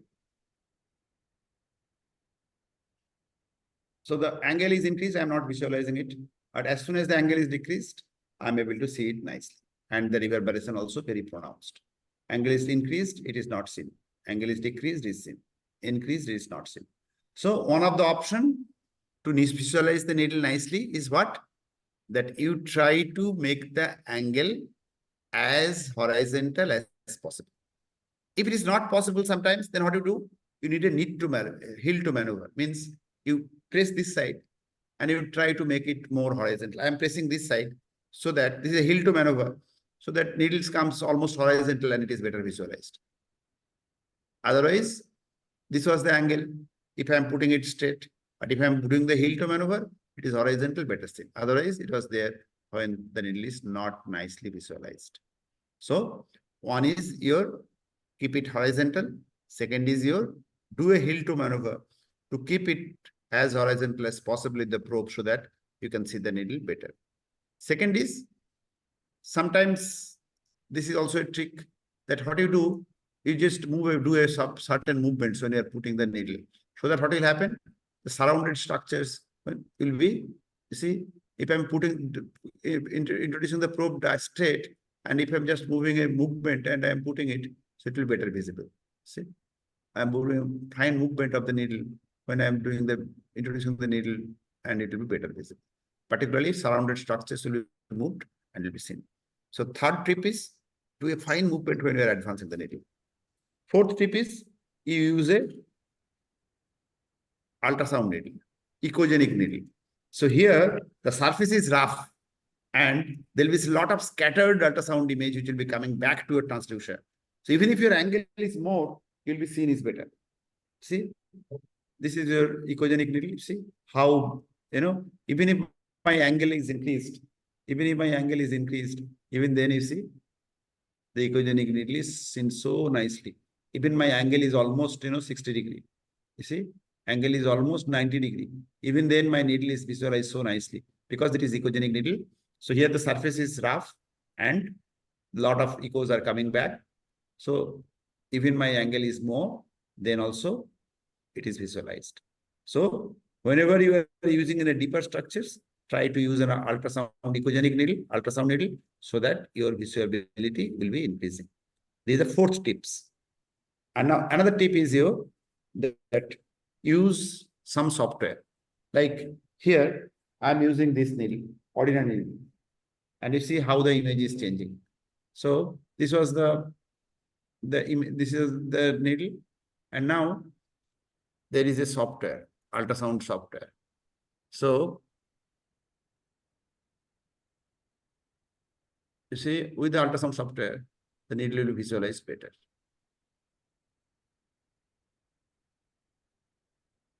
this angle. You see, the same needle, if I'm putting the software off, the needle is not visualized. But if I'm putting it off on, then the needle is visualized very nicely. Why? Because here, ultrasound beam is, you see, it is angulated. Here, it is not coming directly. It is not coming perpendicularly. It is not coming like this. It is coming like this, so that it is coming back to the transducer and it is seen better. So this is another trick that you can use the ultrasound, the software, so that your needle is better. Please remind me everybody, please.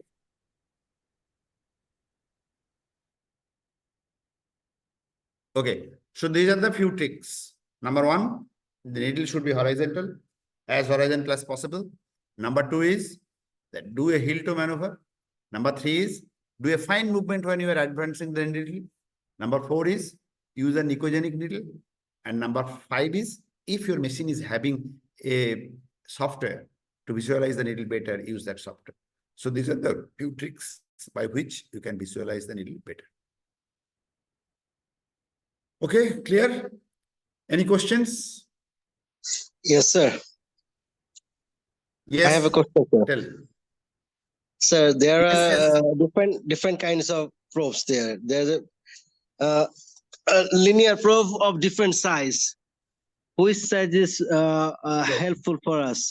Some are standard size, some are some larger size footplate. So which would be the most standard suitable for us? It depends on what structures you are scanning. Suppose you are using, in a shoulder, or you are using in the finger. So definitely your footprint should be shorter, then it will be better. And if you are scanning over the thigh, over the lumbar area, then you need to have a wider footprint.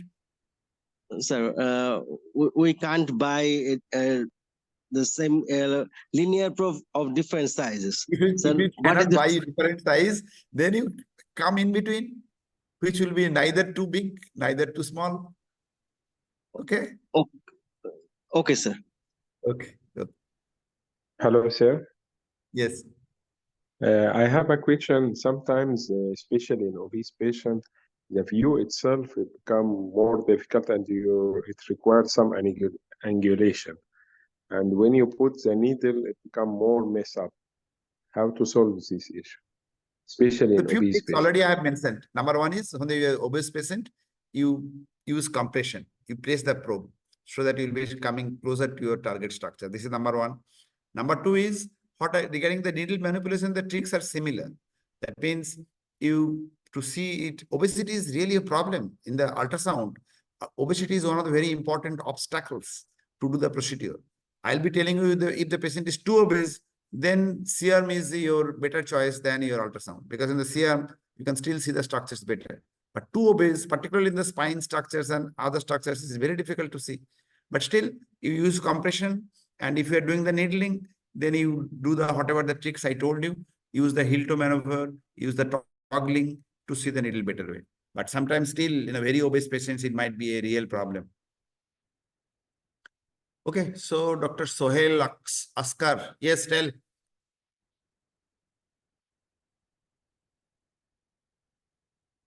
Dr. Sohail, you raise your hand, you ask your question.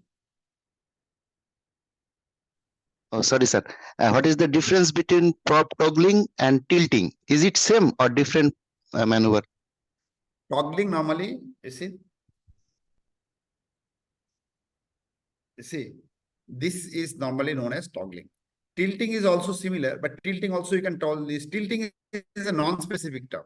You can tilt in this way, you can tilt in this way, but this tilting is known as toggling, and this tilting is known as the heel to maneuver. Both are tilting. Is it clear now? So one is a specific term, is toggling. And tilting can be by this also tilting, this also tilting. But this tilting is known as your heel to maneuver, and this tilting is known as the toggling.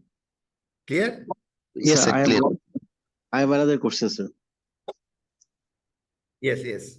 To make the needle much more horizontal, should we start needling from a far away from the probe? Yes.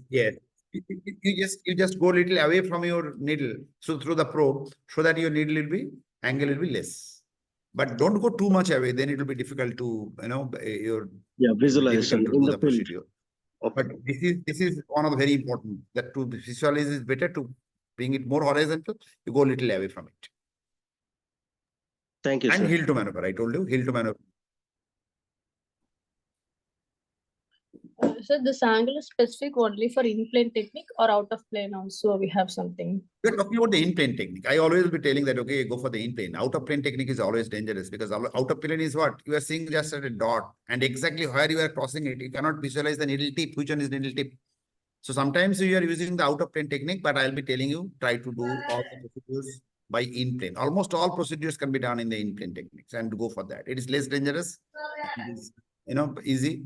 Once you are very much experienced, then you can think of doing the out-of-plane, but try to be in-plane always. And whatever I am talking about, the in-plane. Sir, can you please show once again how to maintain the angle between probe and the body? Heel to maneuver, suppose. Okay, see it again.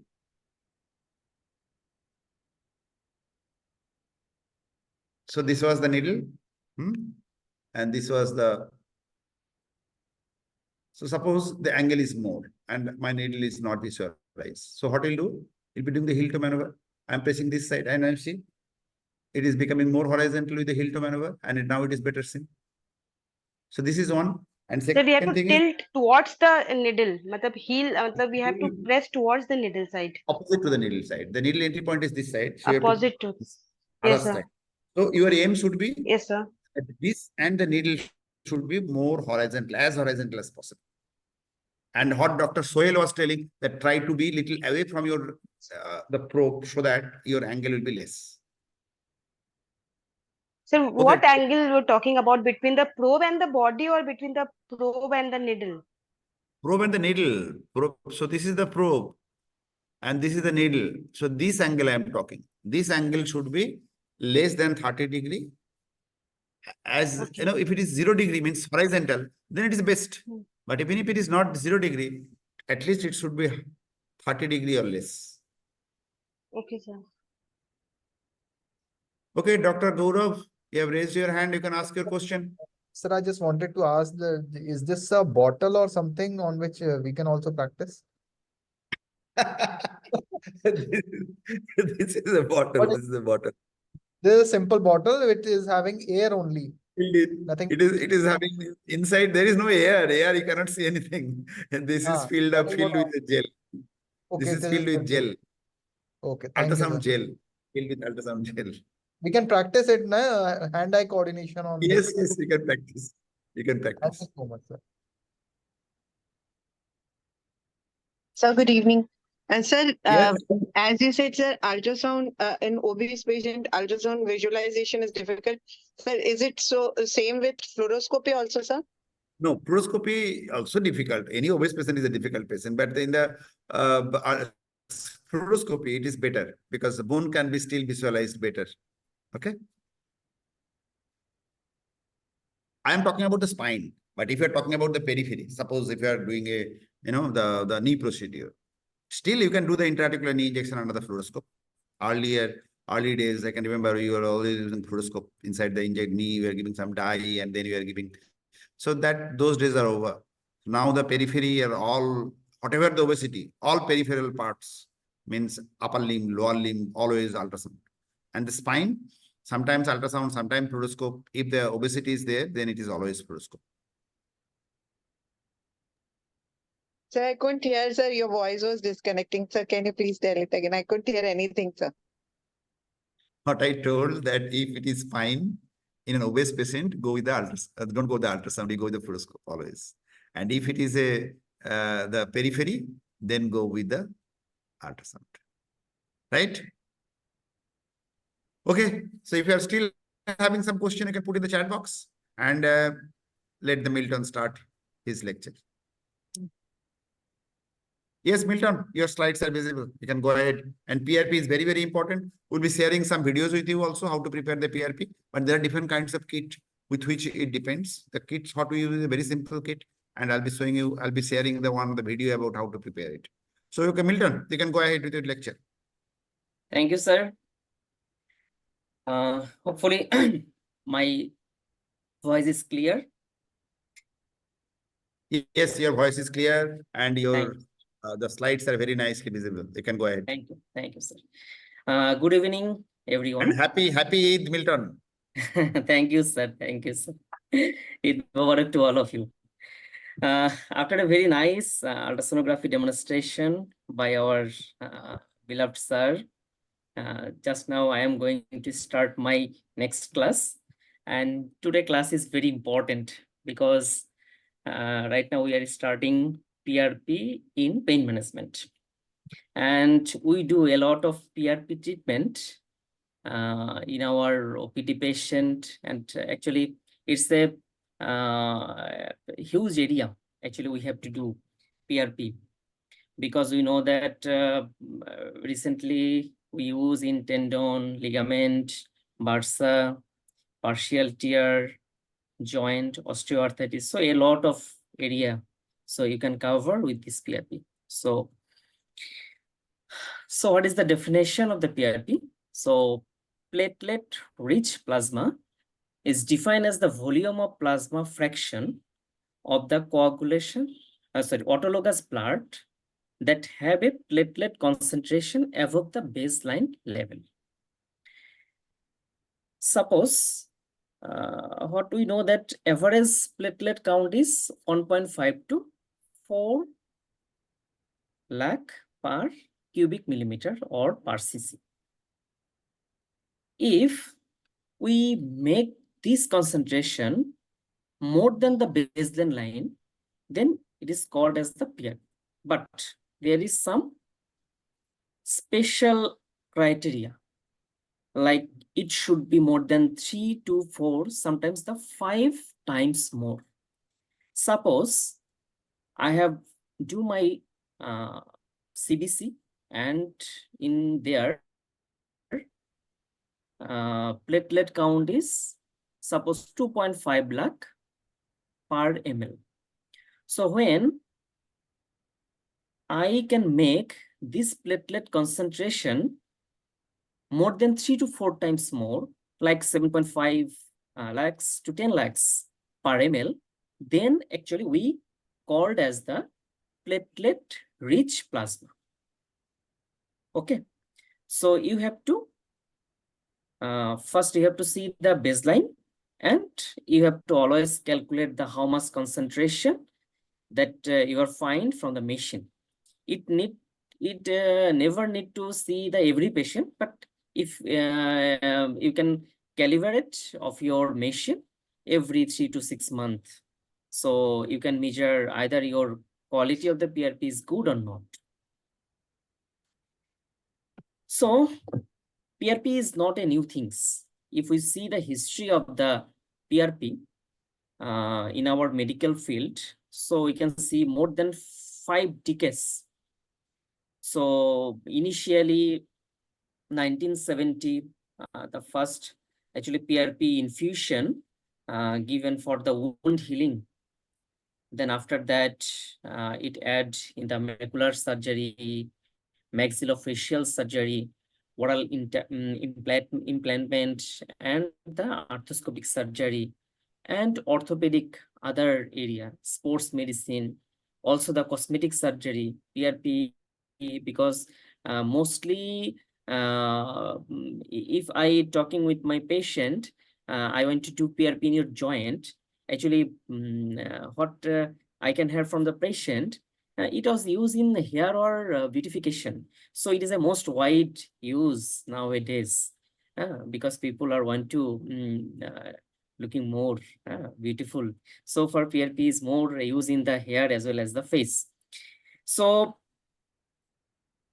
actually last 2 decades, let's mean last 20 years, actually in our pain medicine, it has a very great liberation and actually wide range of use. Initially, the paper are not so much supportive. There is no a lot of evidence, but right now a lot of evidence and a lot of papers is there, a lot of actually research paper is there. So you can use your PRP, quality PRP in your patient without any kind of doubt. Now, how can we derive the PRP from the whole blood? So you can use the two methods. So number one method is the PRP centrifuge method. Another is the Buffy cord method. So in the PRP centrifuge method, here actually depend on the centrifuge, and usually we do 2 times of centrifuge for making the PRP. So first centrifuge is called as the slow spin method, and second is called the high spin method. So in case of the slow spin, actually the rotation per minute around 2000. And here actually we separate the 2 layer. The bottom layer is the red blood cell and another layer that containing the protein, platelet and white blood cell. So after that, we will collect the top part. Okay, so this is the first spinning. After that, we have collect only the top part. So after that, we will take it the another tube. So here we have only the WBC, platelet and protein. And these platelet are not so much concentrated. So now we should go for concentration of the platelet. Okay, so here we need the second spin method. So second spin, usually we start around 3000 to 3400 RPM. And we can separate the platelet fraction with various amount of the white blood cell, protein and fibrin. And usually the lowermost part, okay, you can see the lowermost part, it is concentrated because platelet are heavy or molecular weight is much more higher than the WBC and other proteins. After that, we will collect the bottom part and we will do PRP in the patient. So the first method here actually we need to do 2 times centrifuge. First centrifuge is called the slow spin centrifuge and another is the high speed centrifuge, or we can call as the concentrated centrifuge technique. Okay.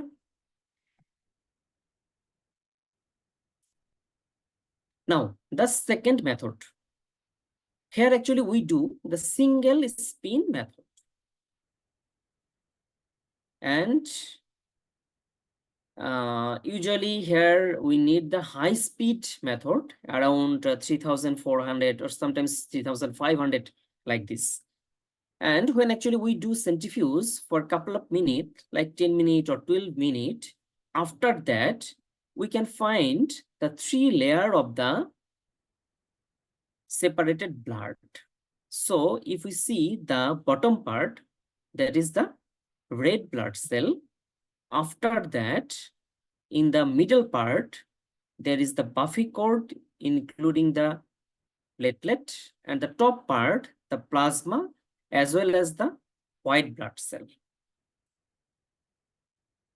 Sometimes we can add some activators like the calcium or thrombin, or sometimes we no need to activation because sometimes our body also help to activate the platelet. So we can also take it of this benefit, but we can also add some calcium for activating of the platelet, because here actually we not need the like fixed platelet. We need the ingredients of the platelet. Inside the platelet, we have a lot of growth factor. I will discuss later. So now come to the classification. Actually, a lot of classification is there. So the first classification, there is the platelet rich plasma. Another is the platelet poor plasma. Another is the platelet gel, or sometimes we call it as the liquid platelet. There is the another classification. So it's depend on the absolute count of the platelet and also the method how we can activate these things, and also either there is present of the WBC or not. So actually in this classification, they are using the some special signal like P. This P are regarding the platelet. So P1, this is called as the baseline platelet, suppose 2.5 lakhs. So P2, it's more than 3 times like 7.5 lakhs. If more than 7.5 lakhs, then we called as the P3, more than 7.5 lakhs, like 10 lakhs, 12 lakhs, like this. So another is the activator or activation method. So if we use the activator, then we can make a sign like the X. Sometimes there is the WBC count and the neutrophil count. If the WBC count above the baseline, then we called as the A. If the WBC below the baseline, then it's called as the B. So inside the WBC, we know that there is the neutrophil. If neutrophil is above the baseline level, so it's called as the alpha. If the neutrophil less than the normal level, then we consider as the beta. Suppose there is an example, it's called as the P2X beta B. Actually, this nomenclature actually used for the study purpose, like you are conducting a study on PRP, like for the joint or for the disc or for the any tendon. So what is the quality of the PRP? You can just mention this short term like the P2XB beta. So from this short term, we can easily understand that that's been here the platelet count is near 7.5 lakhs, and use the activator like the calcium or thrombin. So also WBC is less than baseline, and neutrophil also the below the baseline. So this is only for the study purpose.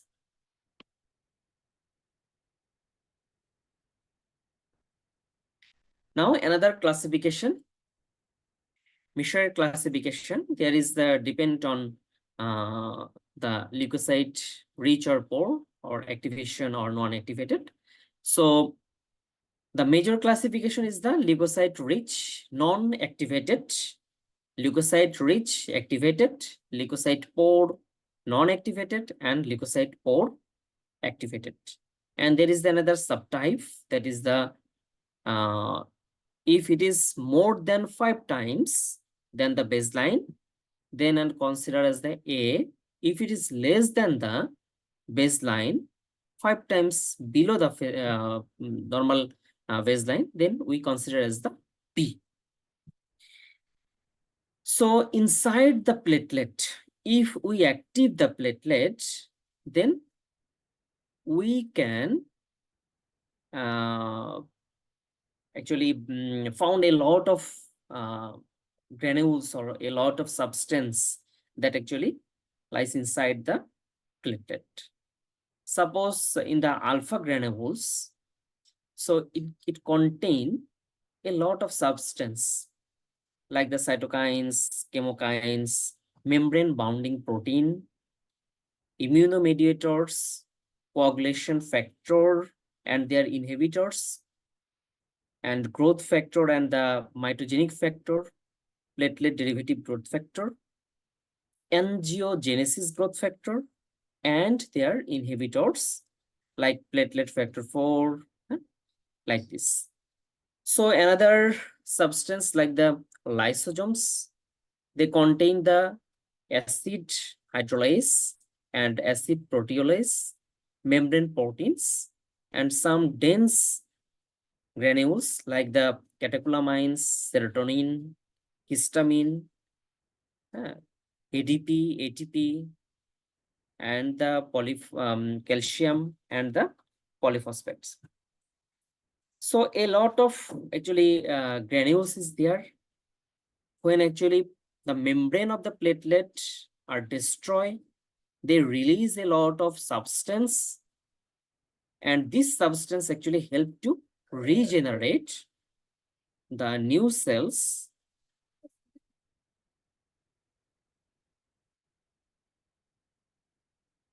Now come to the growth factors and their functions. So platelet derivative growth factors, it helps to mitogenesis, chemotaxis, angiogenesis, and transforming growth factor beta activation. And another growth factor is called as the transforming growth factor alpha and beta. It promotes the extracellular matrix synthesis that needs for the new cell, collagen synthesis, cell proliferation, and differentiation. And another is the fibroblastic growth factor that helps the stimulation of the fibroblast and endothelial cell proliferation as well as angiogenesis of the new cells. Insulin-like growth factor that helps the promoting the differentiation of the cell. Epithelial growth factor, it helps mitogenesis and new collagen synthesis. Vascular endothelial growth factor, obviously it helps the angiogenesis as well as the cell differentiation and new collagen synthesis. So for regeneration of a new cell, we need the mitogenesis, angiogenesis, collagen formation, as well as extracellular matrix, and a lot of other things. So all substance you can regenerate by the platelet derivative growth factors. Now, the mechanism of action of the platelet-rich plasma. When actually one platelet are activated, either by exogenously, that's mean you can add the calcium or you can add the thrombin, or sometimes endogenously, then the alpha granules that inside the platelet, these alpha granules degrades and lead to secretion of the new substance. These actually help the chemotaxis, angiogenesis, differentiation, as well as the proliferation. So as a result, it take care of the wound healing as well as regeneration of the new cell. So by this process, it takes care of the degeneration and decrease the pain. So platelet also release the interleukin-1 receptor antagonist, because this antagonist is very important, because when actually new cell is generated, that times some opposite action is inside our body that actually causes the apoptosis of the new cell. Here actually interleukin-1 receptor antagonist, which inhibit the activation of the NF-κB gene, which actually involved for the apoptosis pathways. So these interleukin-1 receptor antagonist actually help to inhibit the apoptosis pathway. So far, new cell easily generate. Now, function of the insulin-like growth factors along with the platelet derivative growth factors and transforming growth factors beta 1. So these growth factors have a major role for regeneration of a new cell because it synthesizes the proteoglycans, increase the chondrocyte proliferation and synthesis of the hyaluronic acid by stimulation of the synovial fibroblast and synthesis of the osteoblast, epidermal, as well as endodermal cell. Now come to the mechanism of action. So when actually growth factor attached with the transmembrane receptor, these actually activate the internal signal protein pathway. This internal signal protein causes new gene expression as well as proliferation of the new cells, as well as the extracellular matrix formation, synthesis of the new collagen and osteocytes. Now come to the preparation. So for making a PRP, we need the PRP kit. You can use the test tube or you can use the commercial kits also. As well as we need the centrifuge machine.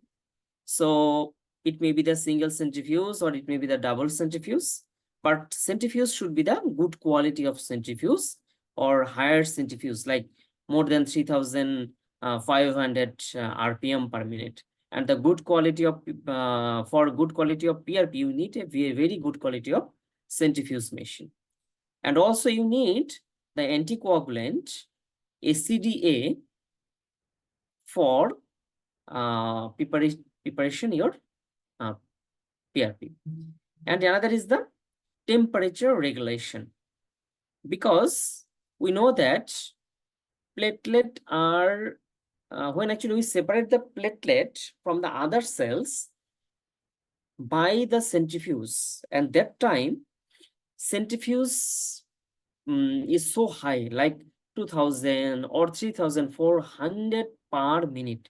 So there is the frictional temperature arises.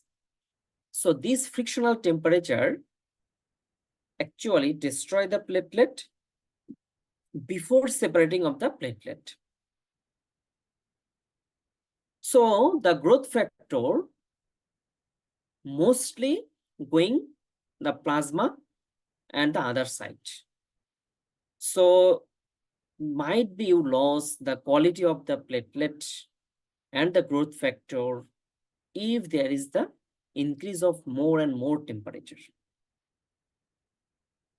So this is the one picture here. Actually, we share the Buffy coat method. So we have taken the whole blood. After that, we go for the centrifuge. This is the single centrifuge. Usually we do 3,400 RPM for 10 to 12 minutes. So after that, we found there is the WBC, there is the Buffy coat.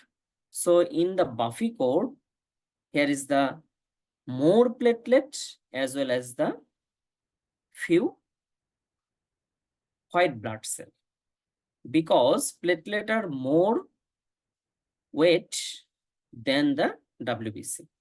And the top part, this is actually the plasma as well as the some protein and the water.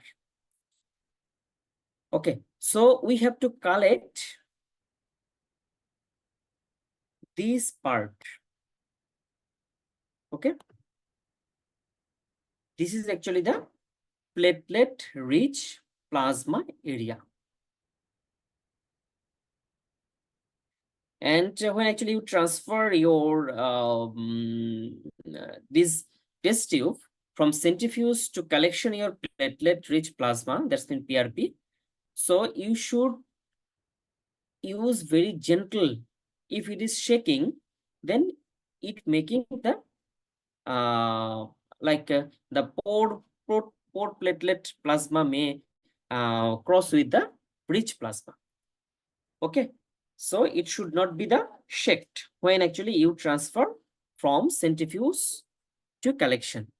It should be very cautiously, never should be mixed with the other part. So what equipments we need for making the platelet-rich plasma? So one is the centrifuge. So it may be the pre-cooling type centrifuge, or it may be the normal centrifuge. But better choice is the pre-cooling centrifuge. So another is the 20 ml of the platelet PRP tube or kits, 20 ml of the syringe for blood collection, and 18 gauge blunt needle for blood collection, and venous blood collection tube, or sometimes we should use the tourniquet, but tourniquet times should be as minimum as very minimum time you should just tie at the tourniquet. So here we can see the three types of the platelet rich, three types of the tube. So first one is called as the doctor's PRP kit. It is very special type of kit, and you can see there is the two type of chamber. So this is the one chamber, this is the another chamber, and there is the screw.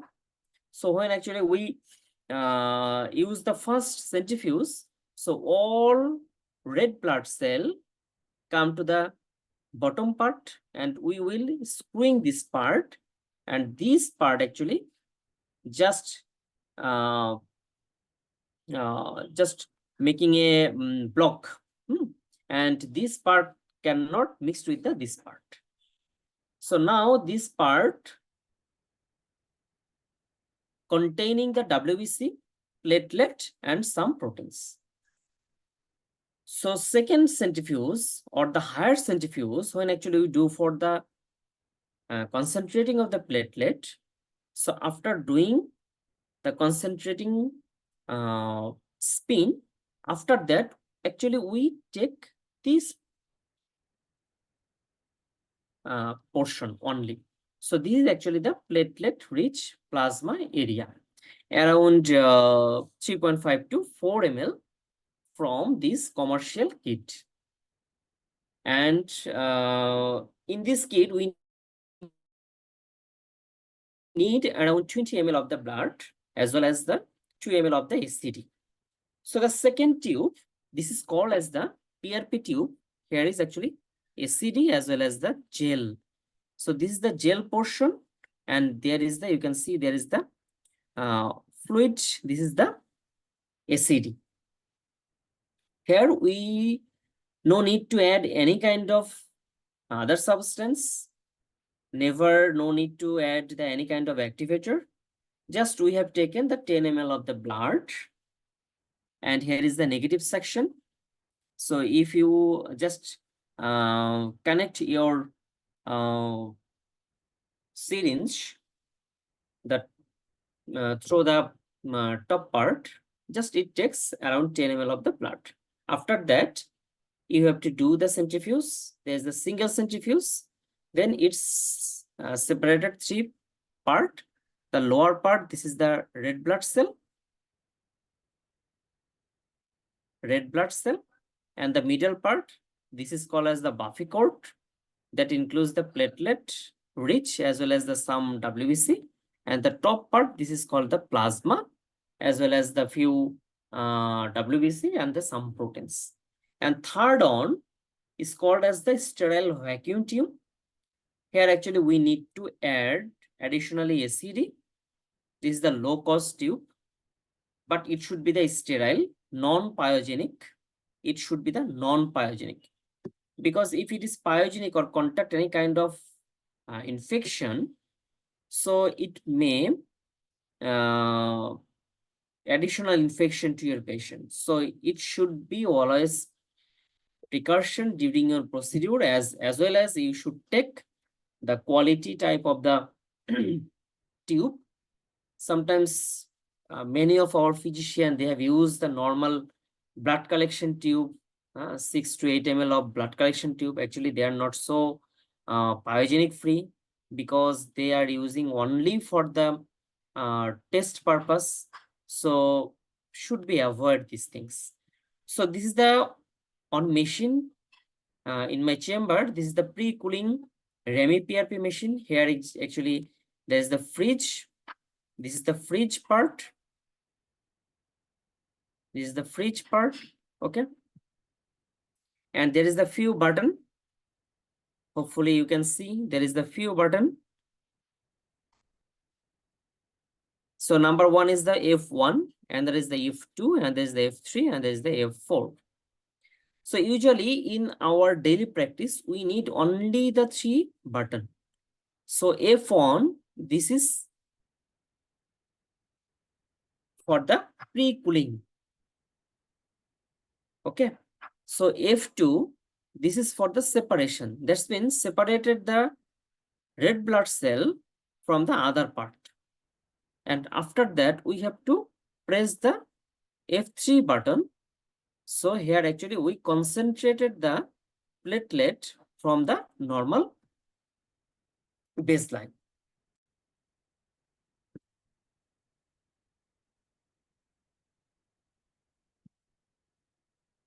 So there is the another machine in my clinic. So this is called as the doctor's PRP machine. Here we can use up to 5,000 or 6,000 RPM per minute, but usually never need in our daily practice. So another is the normal tube centrifuge, because here we can see the commercial doctor's PRP kit. But in this machine, this is the third machine in my chamber, we never use this kind of tube type of centrifuge machine for commercial kit. Only we can use the 2 type of kits, and one is the gel type PRP tube, and another is the vacuum PRP tube. So we can use these 2 test tube for this machine. Now come to the different protocols for the platelet rich plasma. So a lot of authors, a lot of research is there. So some are giving like a 3.5 ml as well as 100 into the G for first separation 10 minutes, and some are giving the 300, some are giving the 200. So usually in our practice or in our Daradiya, what we do in our first centrifuge, we collect the 9 ml of the blood and 1 ml of the SCD. And in the first centrifuge, actually we do 200 RPM for 5 to 6 minutes. And after that, we use 3,400 or 3,000 to 3,400 RPM for next 10 to 12 minutes for concentrating of the platelet part. Okay.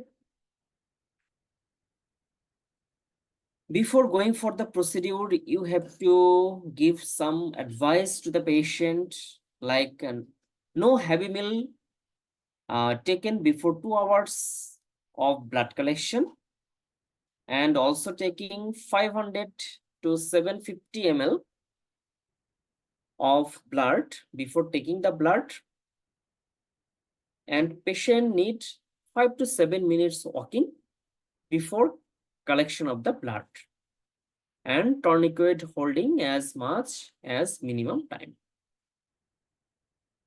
So drinking water as well as the walking is very important, because when actually patient walking before taking the blood, the most of the platelet comes to the periphery, and you can actually, when actually you collect the blood after walking, so you can collect much more platelet rather than the resting time. Okay.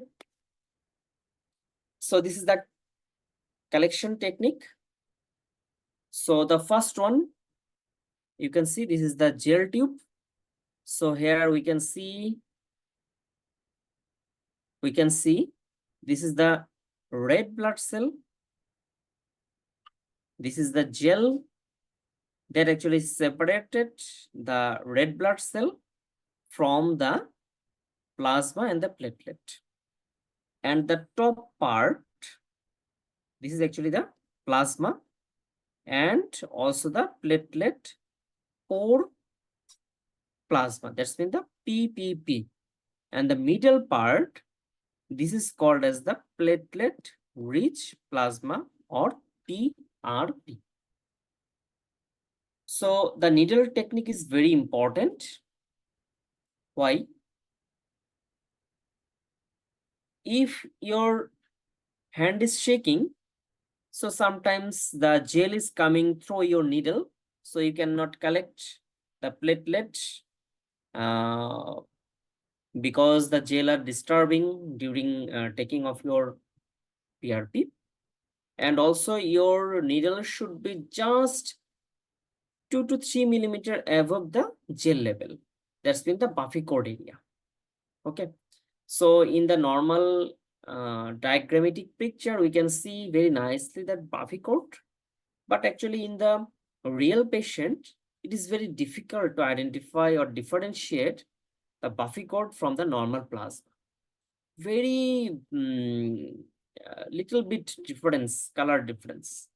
So it should be taken very precaution and your needle should be fixed. Here you can see I have used a long needle and my one hand fixed over the tube. It's not flying.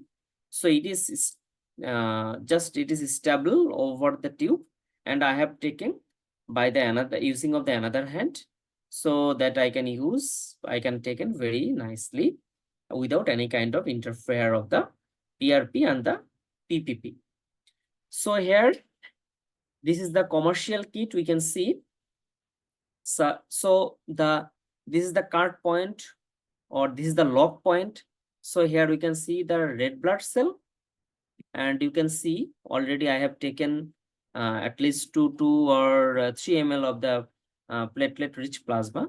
So my needle tip is just in this area, and I have taken the bottom part from the tube.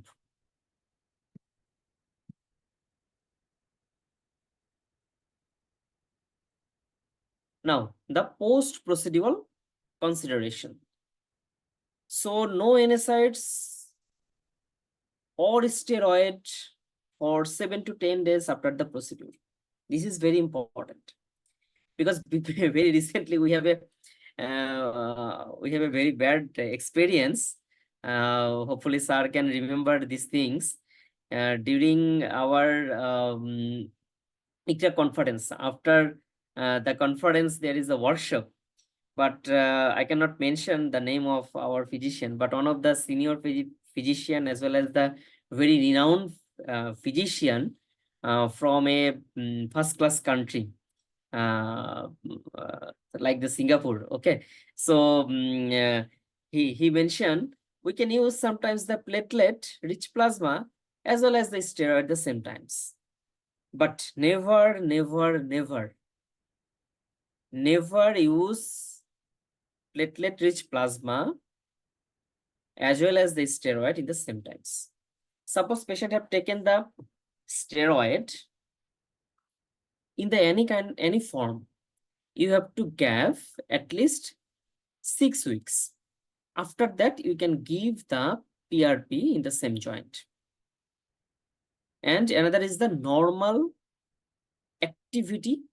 So normal activity you can do, but without extensive exercise, at least the first 2 to 3 days. And after 10 to 12 days, you should start the isometric exercise, and followed by you can go for the stressing type of exercise after 3 to 4 weeks later. Now come to the effectiveness of the platelet-rich plasma. So PRP does not give immediate pain relief. You should counsel these things with the patient this is very important part, because after giving the PRP, first 2 to 3 days usually increase the pain. After that, gradually it decrease the pain. So if increase the pain, then you can add the paracetamol for relieving the pain, but never give the NSAID. You should mention to your patient when actually you discharge after doing the PRP. Okay. And there is a wide variation in recovery time and periods. So it may be the 3 to 4 weeks. So sometimes it may more than 3 to 6 months. And some author, they have given like 4 to 6 months, or some author given 10 to 12 months also. So it's gradually improve. So protocol for the PRP application. So in some center, they have given every 2 weeks alternate, 2 to 3 injection, 3 to 4 injection. So usually in our Daradia as well as in our clinic, actually we do the first injection and observe for the 1 month. And after that, if improve more than 40, 50%, then it considerable, you can use the another injection. Or if it is more than 70, 80%, then never, no need to the apply the second dose. So averagely, you can give 4 to 5 or 6 ml of platelet-rich plasma volume per injection. And number of injection, it's depend on, you can apply 1, 2, or 3. Mostly we are doing the 2 injection. And time period between the 2 injection, near about 3 to 4 weeks. Now come to the evidence. So level 1 evidence, that's mean the higher evidence. Level 2 evidence, rather than level 1, it is slightly decreased. So after that, there is the level 2, 2 and level 2, 3. So in the level 1, we are commonly use like the lateral epicondylitis, hip osteoarthritis, knee pain due to the secondary osteoarthritis, sometimes the shoulder pain including the AC joint arthritis or rotator cuff injury. So these all are having the level 1 evidence. So in our daily practice, so if there is the 10 patient, among them, at least 3 to 4 have a osteoarthritis knee, at least 1 patient have a lateral epicondylitis. So some patient have the rotator cuff injury. So your job is a lot, because a lot of people are suffering this kind of problem. And the level 2, 1, the evidence obtained from the well-designed control tried without RCT. Randomized control is not there, but well-designed control trial is there. So it is on favor of the patellar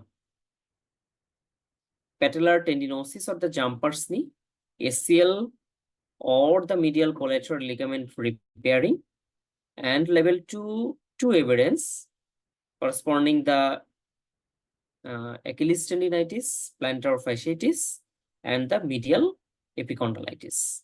And level 2, 3, that's actually on favor of the degenerative disc disease, but actually this is no so high evidence.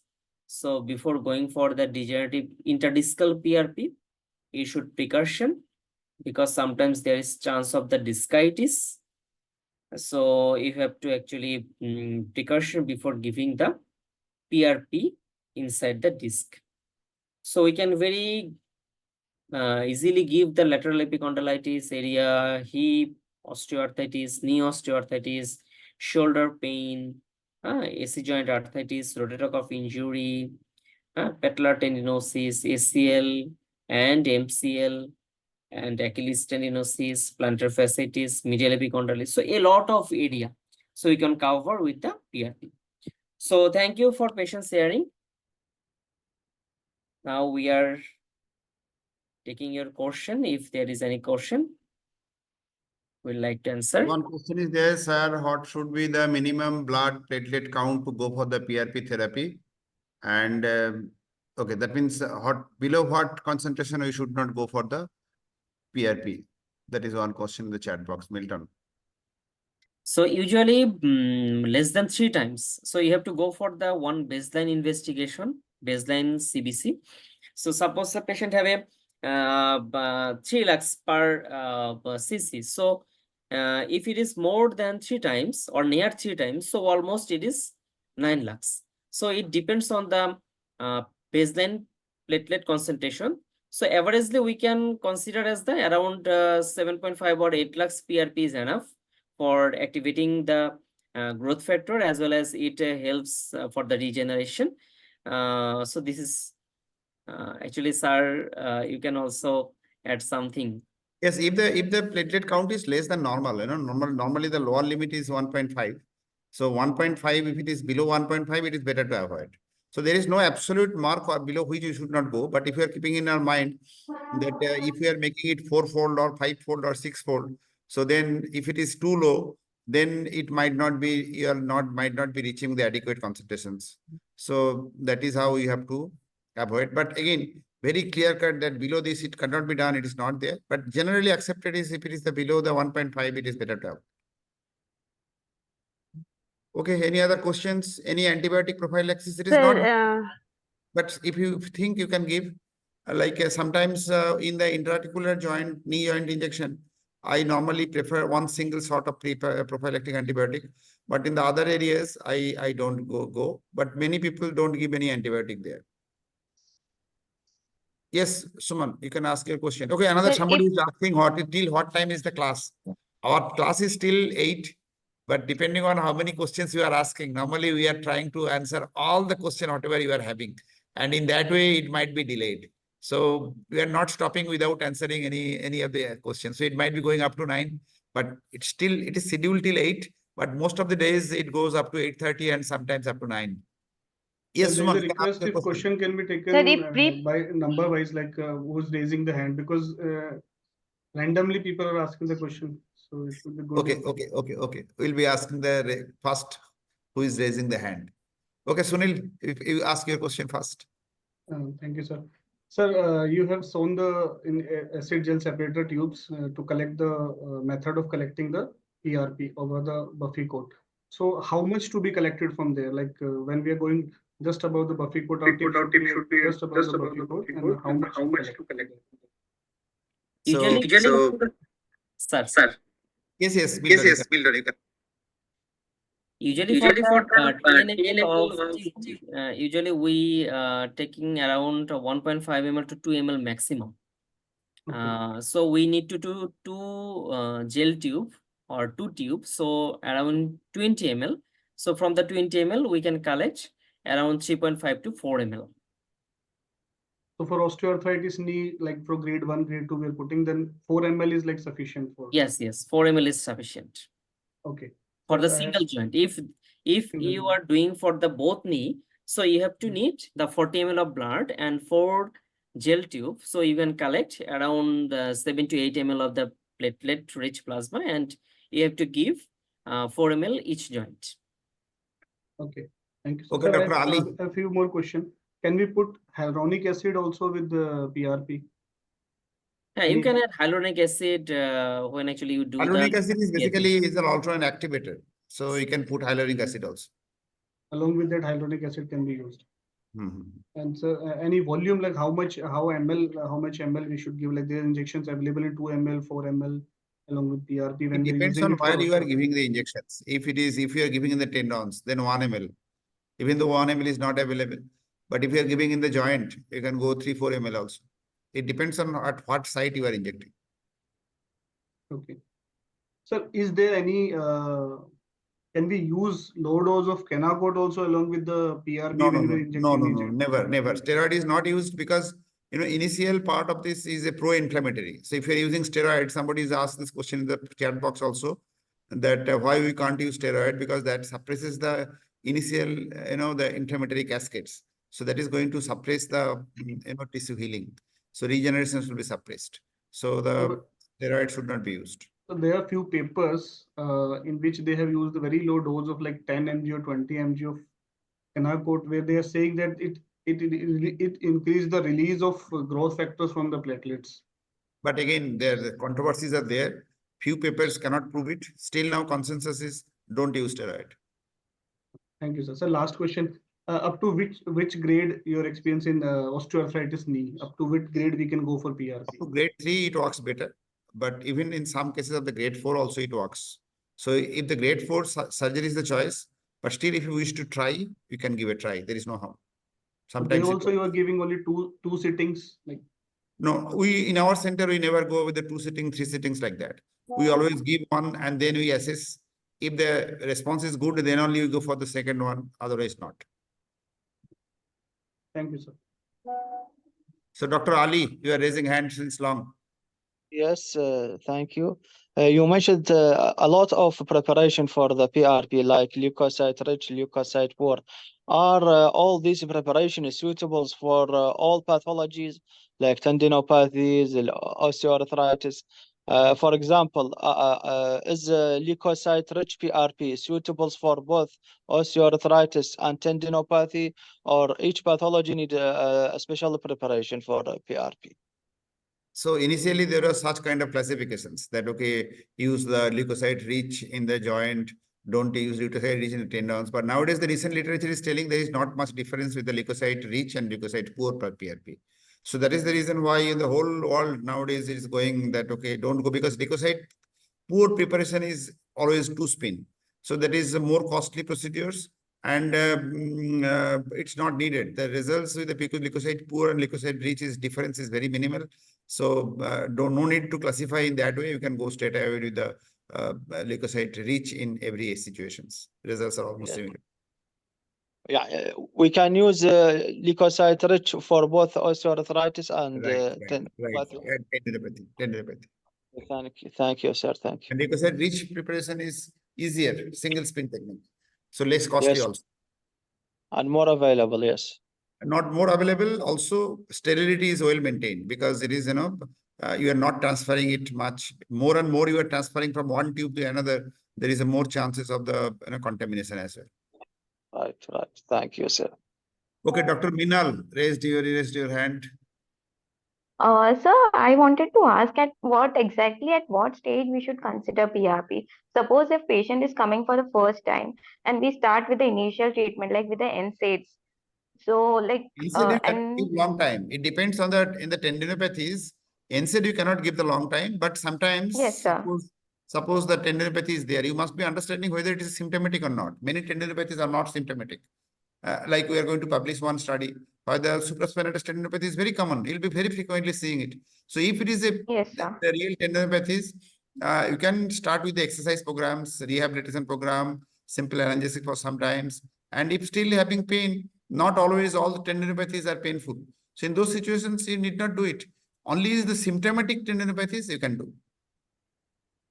Okay, sir. So if the patient is on NSAID and we are not getting any relief, so do we need to stop NSAIDs before doing a PRP? Yes. Already Milton has mentioned that. Sir. That we have to stop it. Otherwise, it is also like steroid. That is also going to suppress the initial inflammatory cascades, and that is might be having some negative effect.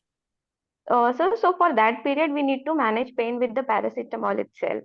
Paracetamol because but if it is not like controlled with the paracetamol, you can add opioid also. You can add opioids. Yes, sir. Okay. I wanted to ask about opioids. Okay, sir. Thank you. Dr. Sridevi. Hello, sir. Yes. Sir, I wanted to know, you mentioned about giving antibiotics before PRP injection, especially for knee joint. Whether it is given locally or IV, sir? No. We give IV, systemic. Systemic only. Okay. And one more thing, sir. What are the contraindications for PRP treatment, sir? Any apart from Contraindication is platelet count? already they has mentioned that suppose somebody is in antiplatelet therapy, particularly aspirin is acceptable, but high dose of the aspirin up to 75 is okay. But high dose of the aspirin or clopidogrel, there it is contraindicated because it will not work. Any age limit, sir? Age is not a limit. Not. But if there is any systemic infections, like somebody is having a respiratory infection, so these are coagulopathies. These are the general contraindications for any of the interventional procedures. So apart from that, the platelet count and any antiplatelet therapy. So these are the contraindications. Uncontrolled diabetes, general contraindications. Okay, sir. Thank you, sir. Okay. So who is next, Dr. Sir, Nicholas? sir, one more question, sir. Yes. After how long can we resume corticosteroids, sir? After how long? Already this has also been mentioned by Dr. Milton. So you have to stop it for 6 weeks and you can start it again after 6 weeks. I mean, any okay, sir. Thank you, sir. So Dr. Nicholas. Yes, sir. If true, how long can we store PRP? How long? The PRP. Can it be stored after collection? No. It should be. It must be freshly prepared. It should not be stored and given later on. Okay, which period from the collection and preparation to the giving it? Any ideal period, time? It should be as fresh as possible. Okay. Thank you, sir. Okay. So Dr. Suman. Yes, sir. So if a patient is on oral steroids, then we need to stop for 6 weeks before and 6 weeks after. Yes. But yes, sir. If we have injected steroid in the intra-articular joint, like in the GH joint or somewhere else, and we want to do PRP for any supraspinal tendinopathy or tear, then what is the? Yes, you have to wait till the steroid action is gradually weaned off, and then only you can go ahead. But we have injected the steroid in the joint and we are giving PRP at the tendon. Does it matter, sir? Even then, a small amount of the steroids is systemically absorbed, even if it is in the joint. So in the joint, it is not that it will be acting only locally. There is no systemic effect. No, there is some systemic effect also. Like if we are looking at the blood sugar level in diabetic patient, even if we are giving it in the joint, the blood sugar level will rise. So even if we are giving in the joint, it will be having some systemic effect. So again, for the same way, like for oral steroids or intra-articular, 6 weeks before the procedure and 6 weeks after that. Ideally. Normally, for the depot steroid, it should be 6 weeks. For the soluble steroid, you can start little early. But again, it is better to give a long, good, the period of gap, at least 1 month gap. Then we can go ahead with that. And for NSAIDs, it's 7 days and 7 days before and 7 days after. And so the patient is on by chance aspirin like more than 75 mg, then should we do a platelet count always if we are planning for PRP? Not needed because platelets with the aspirin, platelet count is not going to decrease. Platelet will be, the platelet will platelet function. Yes. So platelet count is not going to help. But if it is more than 75 milligram, you reduce the dose to 75 milligram and you can go ahead with that. For how many days do we come to 75, sir? At least for a week. Platelet half-life is 1 week. So you have to, yes, sir. Whenever you are stopping the clopidogrel or reducing the dose of the aspirin, you have to wait for 7 days to go for the procedure. So is it like always we should look for the primary pathology for that patient is taking aspirin or clopidogrel, or yes, should definitely. we Sometimes, yes, you have to, you cannot stop it without consulting a cardiologist, because if the cardiologist has given for somebody is having a stent, very recent stent is there, you get this kind of patient.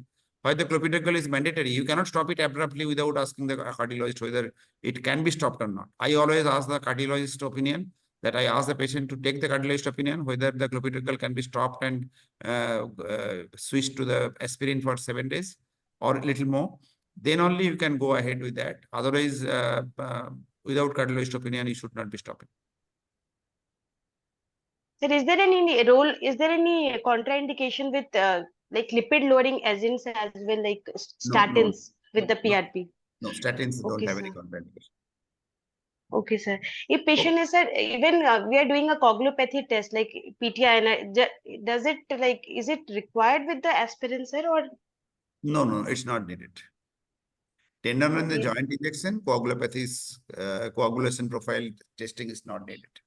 But Say patient, yes, sir. platelet count we normally do it always, routine blood and platelet count we always do. Yes, sir. Yes, sir. Sir, just one more question, sir. If like in the doctor PRP kit, sir, how do we avoid to this buffy coat that is formed? It's very, it's not very significant. That the constricted part, that is from where Milton has shown it nicely. That is the constricted Yes, part sir. from you have to put the needle and take it from there. So we should not take the needle very deep then. Like, Into that constricted part. Milton, can you explain it again with the picture? Sure, sir. I am sharing my picture. That is Okay, meanwhile, Dr. Chandralekha, you can ask your question.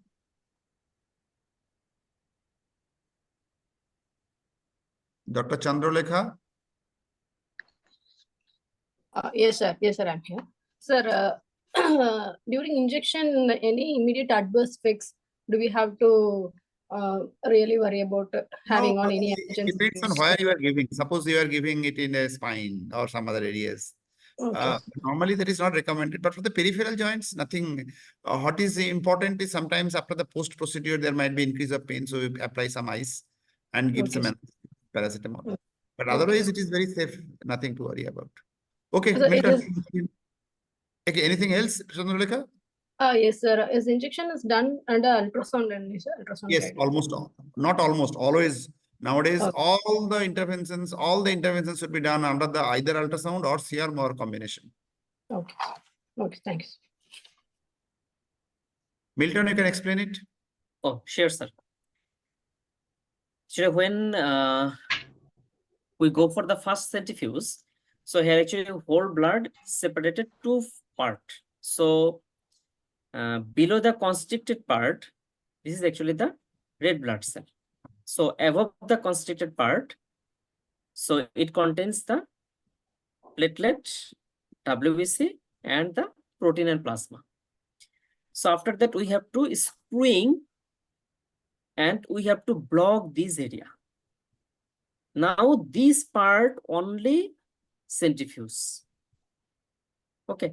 So when actually we do for the second centrifuge, that's mean the concentrating centrifuge. At that time, most platelet comes down and they are concentrating in the this constricted part and the above, mostly this part. So after that, you have to open the top part and your syringe with the long needle, your needle should be just touch the constricted part and you have to collect around 3.5 to 4 ml platelet rich plasma from the constricted part. Hopefully you can understand these things. sir, buffy coat is also there, no, sir, in the constricted part.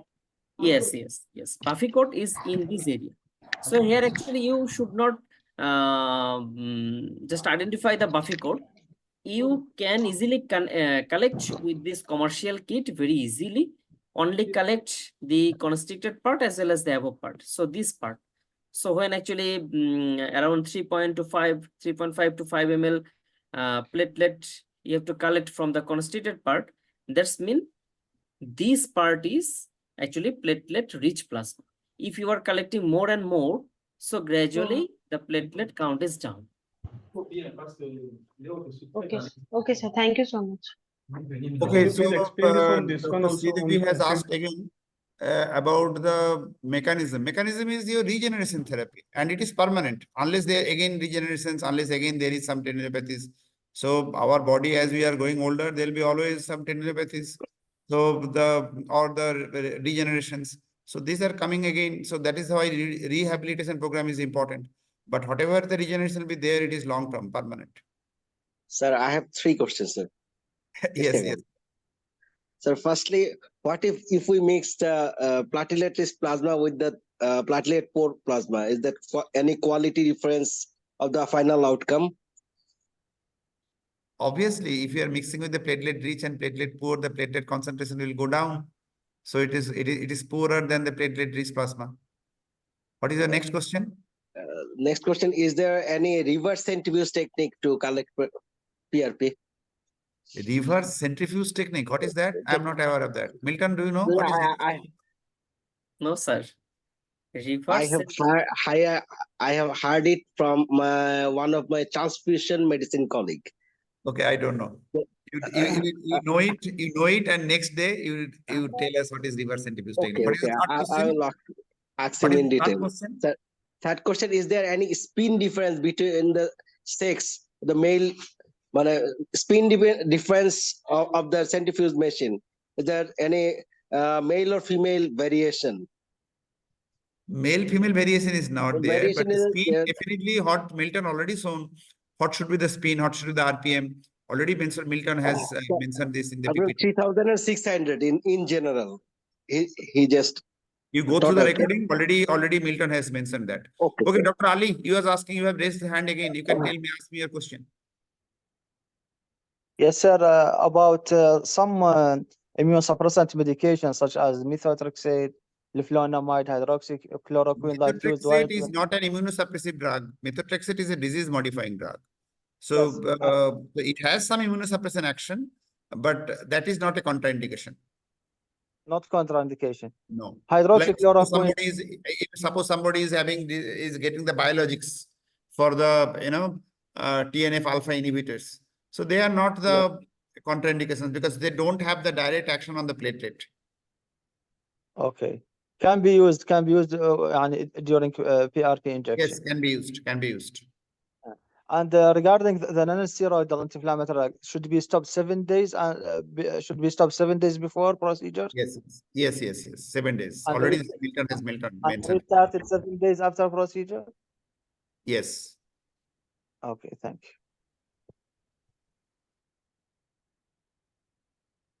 Okay, PRP should be always autologous. Okay, it is already 9:04. So let us stop today's discussion here. You go through the recordings. Many of your question, what you are asking, it already there, answered there. So you please go there.